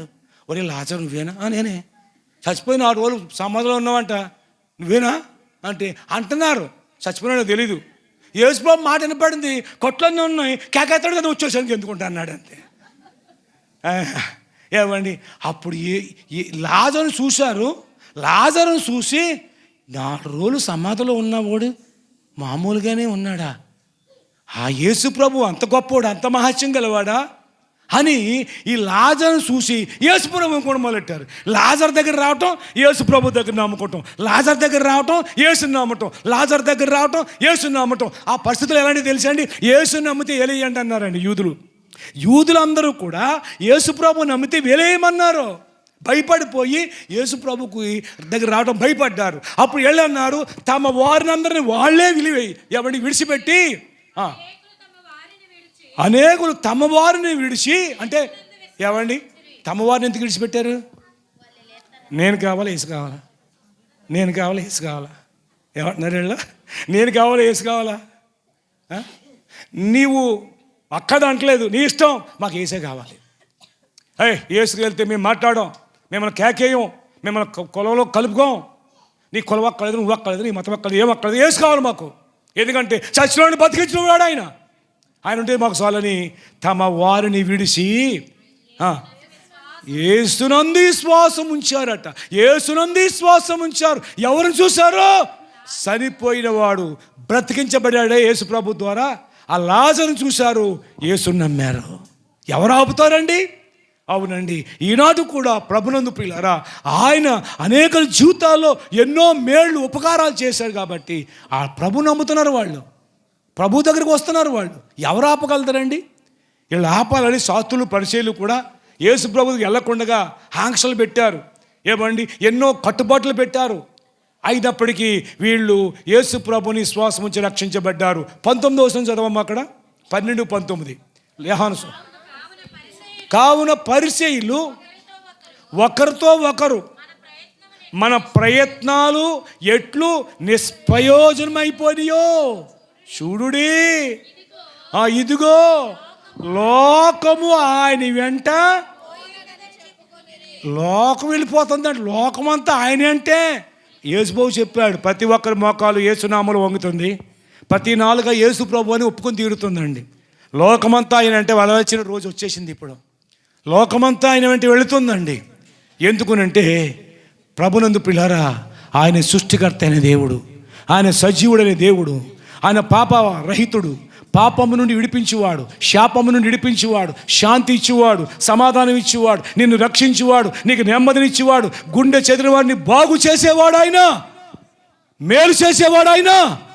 ఈ రోజు ఎవరు మేలు చేస్తారు, ఎక్కడ మేలు అవుతుంది, ఎక్కడ సమాధానం దొరుకుతుందని ఎదుగుతూ ఉన్నారు. ఎదగవలసిన పని లేదు. ఇక యేసుని ఎత్తుకొచ్చాడు, యేసు నీతో మాట్లాడుతున్నాడు. ఈ రాత్రి యేసుక్రీస్తు నీ శ్వాసం ఉంచో, నీ జీవితంలో ఒక అద్భుతం చేస్తాడు. ఈ నూతన సంవత్సరంలో గతించిన సంవత్సరం అంతా నీ గుండె చెదిరిపోయి ఉన్నావేమో, ఎలాంటి టెన్షన్లతో ఎలాంటి ఆందోళనతో ఉన్నావేమో, ఈ రాత్రి యేసు ప్రభు నమ్ము, యేసు ప్రభుని విశ్వసించు, నిన్ను బాగు చేస్తాడు. రాజును బాగు చేశాడు, ఈ విజయలక్ష్మి గారిని బాగు చేశారు. బిజ్జన్ అన్న చూడండి, అలా ఆయన కూడా అదే పద్ధతి. ఆయన కూడా చచ్చిపోతాడు, తీసుకుపోమన్నారు. కాబట్టి ఆయన కూడా బతికించాడు. ప్రభు మాట్లాడాడు, ఈమెతో ప్రభు మాట్లాడాడు. నేను ప్రభు మాట్లాడతాడంటే మీరు ఎవరిని మాట్లాడతాడా అనుకుంటున్నారు ఈ మాట వింటున్నవారు చాలామంది. ఆమె ఏం మాట్లాడాడమ్మా? కీర్తన గ్రంథం 30 అధ్యాయం చదువుకున్నాడంట. కీర్తన గ్రంథం అంటే ఎక్కడ ఉంటుంది? 30 అధ్యాయం ఎక్కడ ఉంటుందంట ఆవిడ. అయితే అప్పుడప్పుడే ప్రభువు నమ్ముకుంది కాబట్టి, కొంచెం అప్పుడప్పుడే ప్రభుని విశ్వాసం ఉంచింది కాబట్టి, నేను ఎప్పుడొస్తానా చూసింది. అంటే 2 రోజులకో 3 రోజులకో వెళ్ళి ప్రార్థన చేస్తూ ఉండేవాడిని. ఇప్పుడు వెళ్ళాను, పాస్టర్ గారండి కీర్తన 30 అధ్యాయం చదువుకోమనండి, దేవుడు రాత్రితో మాట్లాడానండి. ప్రైజ్ లార్డ్, హల్లెలూయా. మాట్లాడే దేవుడు ఆయన, చూసు దేవుడు ఆయన, నీ బ్రతుకులు మార్చేవాడు ఆయన, బాగు చేసేవాడు ఆయన, మేలు చేసేవాడు ఆయన, ఉపకారం చేసేవాడు ఆయన. ఆయనే మన ప్రభు అయిన యేసుక్రీస్తు ఆమెతో మాట్లాడాడు. నేను చెప్తాను కదా, ఆమె చెప్తుంది. 30 అధ్యాయం చదువుకోమన్నాడంట. చదివితే ఆమె గురించే రాయబడినట్టుగా ఉందండి. సేమ్ ఆమె పరిస్థితుల గురించి రాయబడింది. మీరు తర్వాత చదువుకోండి ఇంటికి వెళ్ళాక. ఆ 30 అధ్యాయం సేమ్ ఆయన వచ్చి గోతులోంచి నీ ప్రాణం పైకి తీస్తున్నాను అంటున్నాడు. అక్కడ అప్పుడు ఎక్కడికి వెళ్ళిపోయింది? గోతులో పెట్టే పరిస్థితికి వెళ్ళిపోయింది. గోతులోంచి నేను పైకి తీస్తున్నాను, నీ ప్రాణం పైకి తీస్తున్నాను అని చెప్పి దేవుడు ఆ 30 అధ్యాయం ద్వారా ఆమెతో మాట్లాడాడు. ఆ తర్వాత ఆమెను బాగు చేశాడు, ఆమెను స్వస్థపరిచాడు, ఆమెను రక్షించుకున్నాడు, ఆమె సాక్షిగా నిలబెట్టుకున్నాడు. కాబట్టి ఈ రాత్రికాల సమయంలో బాగుపడాలనుకుంటే, మేలు కావాలనుకుంటే, ఉపకారం కావాలనుకుంటే, గుండె చేతున్న జీవితంలో నీవు కలిగి ఉంటే ఆయన బాగు చేస్తాడు. ఈ రాత్రి మేము ప్రకటించాము, ముగించేస్తున్నాం, మేము వెళ్ళిపోతాం. కానీ యేసును మాత్రం విశ్వాసం ఉంచండి. యేసు మత స్థాపకుడు కాదు. యేసు కులానికి అతీతుడు, మతానికి అతీతుడు, సృష్టికర్త ఆయన. కాబట్టి నేను చాలాసార్లు చెప్తాను ఇదే. ఏమండి, దేవుడి కులం లేదు, దేవుడికి మతం కూడా లేదు. మతం ఉంటే చెప్పండి, దేవుడిది ఏ మతమో చెప్పండి. ప్రపంచం అంతా కూడా సృష్టించిన వాడు ఆయన. దేవుడికి కులము కాదు, మతం కాదు, మతానికి కులానికి అతీతుడు ఆయన. యేసుక్రీస్తు అందరికీ ప్రభువే. అవునండి, దేవుడు గాలి ఇచ్చాడంటే కులానికి ఇచ్చాడా? నీరు ఇచ్చాడంటే కులందా, మతాందా? ఏమంటే ప్రపంచం అందరికీ గాలి ఇచ్చేవాడు ఆయన, ప్రపంచం అందరికీ వెలుతురు ఇచ్చేవాడు ఆయన, ప్రపంచం అందరికీ సూర్య రశ్మి ఇచ్చేవాడు ఆయన, సూర్యగోళం సృష్టించిన వాడు ఆయన, గాలిని సృష్టించిన వాడు ఆయన, నీరుని ఇచ్చినట్టు వాడు ఆయన, మంచుని ఇచ్చినట్టు వాడు ఆయన, వర్షం ఇచ్చినట్టు వాడు ఆయన, నువ్వు ఇత్తనం ఎత్తే మొలిపించేవాడు ఆయన, నువ్వు ప్రార్థన చేస్తే ఆయన జవాబు ఇచ్చేవాడు ఆయన. కాబట్టి ఆయనకి కులంతో నిమిత్తం లేదు, మతంతో నిమిత్తం లేదు. అవునండి, యేసుక్రీస్తు లోకానికి వచ్చి మానవత్వాన్ని చూపించాడు. మనుషుడు ఎటువంటి మానవత్వం కలిగి మనుషులు అందరినీ ఎలా ప్రేమించాలో చూపించాడు. ద్వేషించే వారిని కూడా ప్రేమించాలని చూపించాడు. పిల్లలు నేటి కాలంలో మతం పేరుతో ఒకళ్ళు ద్వేషించుకుంటున్నారు. కానీ నా ప్రభు చెప్పాడు, ఏ మతాన్ని ద్వేషించవద్దు, ఏ మనిషిని ద్వేషించవద్దు, అందరూ నా బిడ్డలే అన్నాడు ఆయన. తెలియక వారు ఒకవేళ ద్వేషించిన మిమ్మల్ని ద్వేషించినా కానీ మీరు ప్రేమించండి. వారు ద్వేషించారని మీరు ద్వేషించొద్దు అన్నాడు ఆయన. అవును, కొన్నిసార్లు తెలియక కొంతమంది మమ్మల్ని ద్వేషించిన సందర్భాలు కూడా ఉంటాయి. కానీ వారిని మేము ద్వేషించమండి, ప్రేమించేవారు, వాళ్ళ కొరకు ప్రార్థన చేస్తాం. తెలియక వారు ద్వేషించారు, తెలియక అపార్థం చేసి దూషించారు. వారికి తెలియదు, వాడు తెలిస్తే మమ్మల్ని ఎంతో ప్రేమిస్తారు. అవును, మేము మంచి మాటలు చెప్తున్నాం, దేవుడి మాటలు చెప్తున్నాం. కాబట్టి ప్రియులారా, ఈ రాత్రికాల సమయంలో నిన్ను ప్రేమిస్తున్నాడు. ఒకవేళ నువ్వు యేసుప్రభుని ద్వేషించి ఉండొచ్చు, యేసుప్రభు నమ్ముకున్న వాడు ద్వేషించి ఉండొచ్చు, యేసుప్రభు అంటే నువ్వు మరి వ్యతిరేకంగా మాట్లాడి ఉండొచ్చు. కానీ నిన్ను ప్రేమిస్తున్నాడు ఈ రాత్రి. ఎందుకో తెలుసా? నీవు పాడైపోవడం ఇష్టం లేదు, నీవు నశించిపోవడం ఇష్టం లేదు. నీ కోసం ఈ రాత్రి స్వార్థ ప్రకటిస్తున్నాడు. నువ్వు ఎక్కడున్నా ప్రియ సహోదరుడా, సహోదరి, నువ్వు ఎక్కడున్నప్పటికీ నిన్ను ప్రేమిస్తున్నాడు దేవుడు. నిన్ను బాగు చేసే దేవుడు వచ్చాడు, నిన్ను నడిపించే దేవుడు వచ్చాడు, నిన్ను రక్షించే దేవుడు వచ్చాడు, నీకు శాంతి ఇచ్చే దేవుడు వచ్చాడు, నీకు సమాధానం కలగజేసే దేవుడు వచ్చాడు. ఈ రాత్రి ఇదిగో నీకు మేలు కావాలనుకుంటే యేసు ప్రభుని నమ్ము, యేసు ప్రభుని విశ్వాసం ఉంచు. ఇంకా తెలుసుకోవాలనుకుంటే, ఇంకా యేసు గురించి నమ్ముకోవాలనుకుంటే, యేసు ప్రభు దగ్గర రావాలనుకుంటే రా. కాలపురం రోడ్లో 2వ చర్చి స్తుతి ఆరాధన మందిరం ప్రతి ఆదివారం 8 గంటలకు ఉదయం 11 గంటల వరకు జరుగుతుంది. రండి. మీరు ఎవరైనా సరే, ఏ స్థితిలో ఉన్నవారైనా సరే, ఎంత ఘోర పాపులైనప్పటికీ కూడా మీ మనసు మార్చుకుంటే తప్పకుండా రండి. మీకోసం ప్రార్థన చేస్తాం. దేవుడు మీ కుటుంబాల మేలు చేస్తాడు. ఒకవేళ మీకు అవసరం అనుకుంటే చెప్పండి, మేము వచ్చి ప్రార్థన చేస్తాం, మీ కుటుంబాల కొరకు ప్రార్థన చేస్తాం. మీ కుటుంబాల్లో మేలు కలుగుతుందండి, మీ కుటుంబంలో సమాధానం కలుగుతుంది. అట్టి కృప దేవుడు ఈ మాటన్న ప్రతి ఒక్కరికి దయచేయునుగాక. అలాగే ఈ కుటుంబానికి దేవుడు మేలు చేయునుగాక. వారి కుమారుని దేవుడు రక్షించునుగాక. వారి మనవలను దేవుడు రక్షించునుగాక. ఈ కుటుంబంలో శాంతి సమాధానం కలగజేయుగాక. ఈరోజు ఈ కుటుంబానికి గొప్ప రక్షణ కలగజేయునుగాక. ఆమేన్. అందరూ ప్రార్థన చేద్దామండి. ముఖ్యంగా సరస్వతమ్మ గారి కొరకు, వారి కుటుంబం కొరకు, వారి బిడ్డల కొరకు దేవుడు ఆ కుటుంబానికి మేలు చేయాలి. ఆ కుటుంబంలో సమాధానం కలగజేయాలి. ఆ కుటుంబంలో శాంతినివ్వాలి. ఆ కుటుంబంలో నెమ్మదినివ్వాలి. అలాగే ఈ మాటలన్నింటి వారి అందరికీ కూడా మేలు కలగజేయాలి దేవుడు. ప్రార్థన చేసుకుందాం. సూర్యబాబు వచ్చి ప్రార్థన చేస్తావా? మా నమ్మకం కలిగినటువంటి మా దేవ, కృపా కనికరం కలిగినటువంటి తండ్రి, మీకు స్తోత్రాలు చెల్లిస్తున్నాను. ఈ రాత్రి నేను ప్రభువా అయ్యా ఎన్నో విషయాలు నేను తండ్రి మీరు తెలియచేసినటువంటి నీ మాటలన్నిటిని బట్టి నీకు వందనాలు చెల్లిస్తున్నాను ప్రభువా. ఎంతో సువార్త అనే స్థలం ముందు అందించబడ్డానికి ప్రభువా అయ్యా నేను తండ్రి అయ్యా ప్రభువా, నువ్వు సృష్టికర్తవని ప్రభువా, సర్వలోకాన్ని సృజించినటువంటి సర్వమును నేను చేసినటువంటి దేవుడు అని ప్రభువా ఈ రాత్రి నేను తెలియచేశారు ప్రభువా. నువ్వు మార్గమై ఉన్నావని ప్రభువా, నైనా నీ యందు సమాధానం ఉందని, శాంతి ఉన్నదని ప్రభువా అయ్యా, నీ యందు విశ్వాసం ఉంచిన వారిని ప్రభువా విడిచిపెట్టే దేవుడు కాదని ప్రభువా అయ్యా తండ్రి, నైనా ఎన్నో రకాలైనటువంటి స్వార్థ సంబంధమైనటువంటి మాటలు నేను గుర్చినటువంటి సత్యాలు ఈ స్థలం ముందు తెలియపరచబడ్డాయి. నైనా ప్రభువా, ఎందరైతే నిన్ను అంగీకరించడానికి ఇష్టపడుతున్నారో ప్రభువా వారి జీవితాల్లో కార్యం చేయండి ప్రభువా. మారు మనస్సు, పాపక్షమాపణ అయ్యా తండ్రి కలిగించమని వేడుకుంటూ ఉన్నాను. గుండె చెదరిన వారిని నువ్వు బాగు చేసే దేవుడు అని, బంధింపబడిన వారిని విడిపించే దేవుడు అని ప్రభువా అయ్యా, కృంగిన వారిని లేవనెత్తే దేవుడు అని ప్రభువా అయ్యా, తండ్రి లేని వారిని విధవరాండ్రను ఆదరించే దేవుడు అని ప్రభువా అయ్యా, నేను తండ్రి ఈ రాత్రి తెలియచేయబడినటువంటి నేను ఈ స్థలమందు ప్రకటించబడినటువంటి మాటలు అయ్యా ప్రభువా ఎన్నో విషయాలు నేను ప్రకటించబడ్డాయి. ప్రతి మాట ఎంతో అమూల్యమైనది. నువ్వు భూమిని ఆకాశాన్ని సృజించినటువంటి అయ్యా దేవుడు అని ప్రభువా, కుల స్థాపకుడు మత స్థాపకుడు కాదని అయ్యా, మనుషుల హృదయాల్లో నివాసం కోరుకునే దేవుడు అని ప్రభువా అయ్యా, మనుషులని యందు విశ్వాసం ఉంచాలని మీరు ఆశిస్తున్నారని ప్రభువా తెలియచేశారు. నాయనా నీకు వందనాలు. ఈ మాటలు నాయన వారి జీవితాల్లో కార్యం చేసి అయ్యా మారు మనసు పాపక్షమాపణిచ్చి అయ్యా ప్రభు వారి కుటుంబాలని ఈ విధి వారందరినీ కూడా సంపూర్ణంగా రక్షించి అయ్యా ప్రభు నీ బిడ్డలుగా ఆనాడు జక్కయ్యని చేర్చుకున్న దేవుడు ఆయన ప్రభు అయా రక్తస్రావం గల అయా రోగాన్ని కలిగినటువంటి ఆ స్థితిలో నుండి విడిపించిన దేవుడు నాయన. ఆయన బ్రతికింపబడినటువంటి చనిపోయినటువంటి లాజర్ని బ్రతికించిన దేవుడు ఈ రాత్రి నైనా ప్రభు ఎందరైతే పాపం చేత చనిపోయినటువంటి స్థితిలో ఉన్నారో వారందరినీ విడిపించి ప్రభు అయ్యా నీ బిడ్డలుగా నైనా ప్రభు వారి జీవితాల్లో నేను నిన్ను చేర్చుకోవడానికి సహాయం చేయండి. నైనా ప్రభు అయ్యా నైనా తన బిడ్డలందరినీ కూడా సంపూర్ణంగా రక్షించి ప్రాముఖ్యంగా ఈ కొడుకుని ఏర్పాటు చేసుకున్న కుటుంబాన్ని మరింతగా బలపరిచి ఆదరించి వారి కుటుంబానికి సంపూర్ణ రక్షణ ఆనందాన్ని ఇచ్చి ఈ నామానికి సమస్త ఘనత మహిమ ప్రభావాలు పొందుకోమని యేసు నామంలో ప్రార్థించి వేడుకుంటున్నాను మా పరమ తండ్రి. ఆమేన్. సకల ఆశీర్వాదములకు కారణభూతుల స్తోత్రాలు. ఎంతవరకు నీ సన్నిధి మాతో ఉంచారు, అందును బట్టి స్తోత్రం. నేను స్తుతించి ప్రార్థించి ఆరాధించడానికి నీ స్వాత ప్రకటించడానికి ఇక భాగ్యం మాకు ఇచ్చినందుకు వందనాలయ్యా. ఎత్తబడిన వాక్యం ఫలింప చేయండి. ఎవరైతే విన్నారో విన్నవారికి మేలు చేయండి ఆయన. విన్నవారిని రక్షించు తండ్రి. ఉన్నవారి కుటుంబాల్లో సమాధానం కలగజేయండి. మరి ముఖ్యంగా ప్రభా సరస్వతమ్మ గారు వారి కుటుంబాన్ని కూడా దీవించి వారి కుమారుడు వారి కుటుంబాన్ని కూడా రక్షించు తండ్రి. నాయన వారి కుటుంబాల్లో కూడా మేలు చేయండి ఆయన. సమాధానం కలగజేతండి. రక్షించు తండ్రి.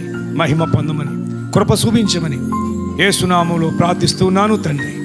మన తండ్రి అయిన దేవుని ప్రేమయు మన రక్షకుడైన యేసుక్రీస్తు వారి కృపయు పరిశుద్ధాత్మ యొక్క అన్యోన్య సహవాసం సన్నిధి ఇప్పుడు ఎల్లప్పుడు కడకూడిన మాకు నీ యందు విశ్వసించిన బిడ్డలకు సదా తోడై కడ వరకు నడిపించి ఆదరించి ఆశీర్వదించును గాక. దేవుడు మిమ్మల్ని దీవించును గాక. ఆమేన్.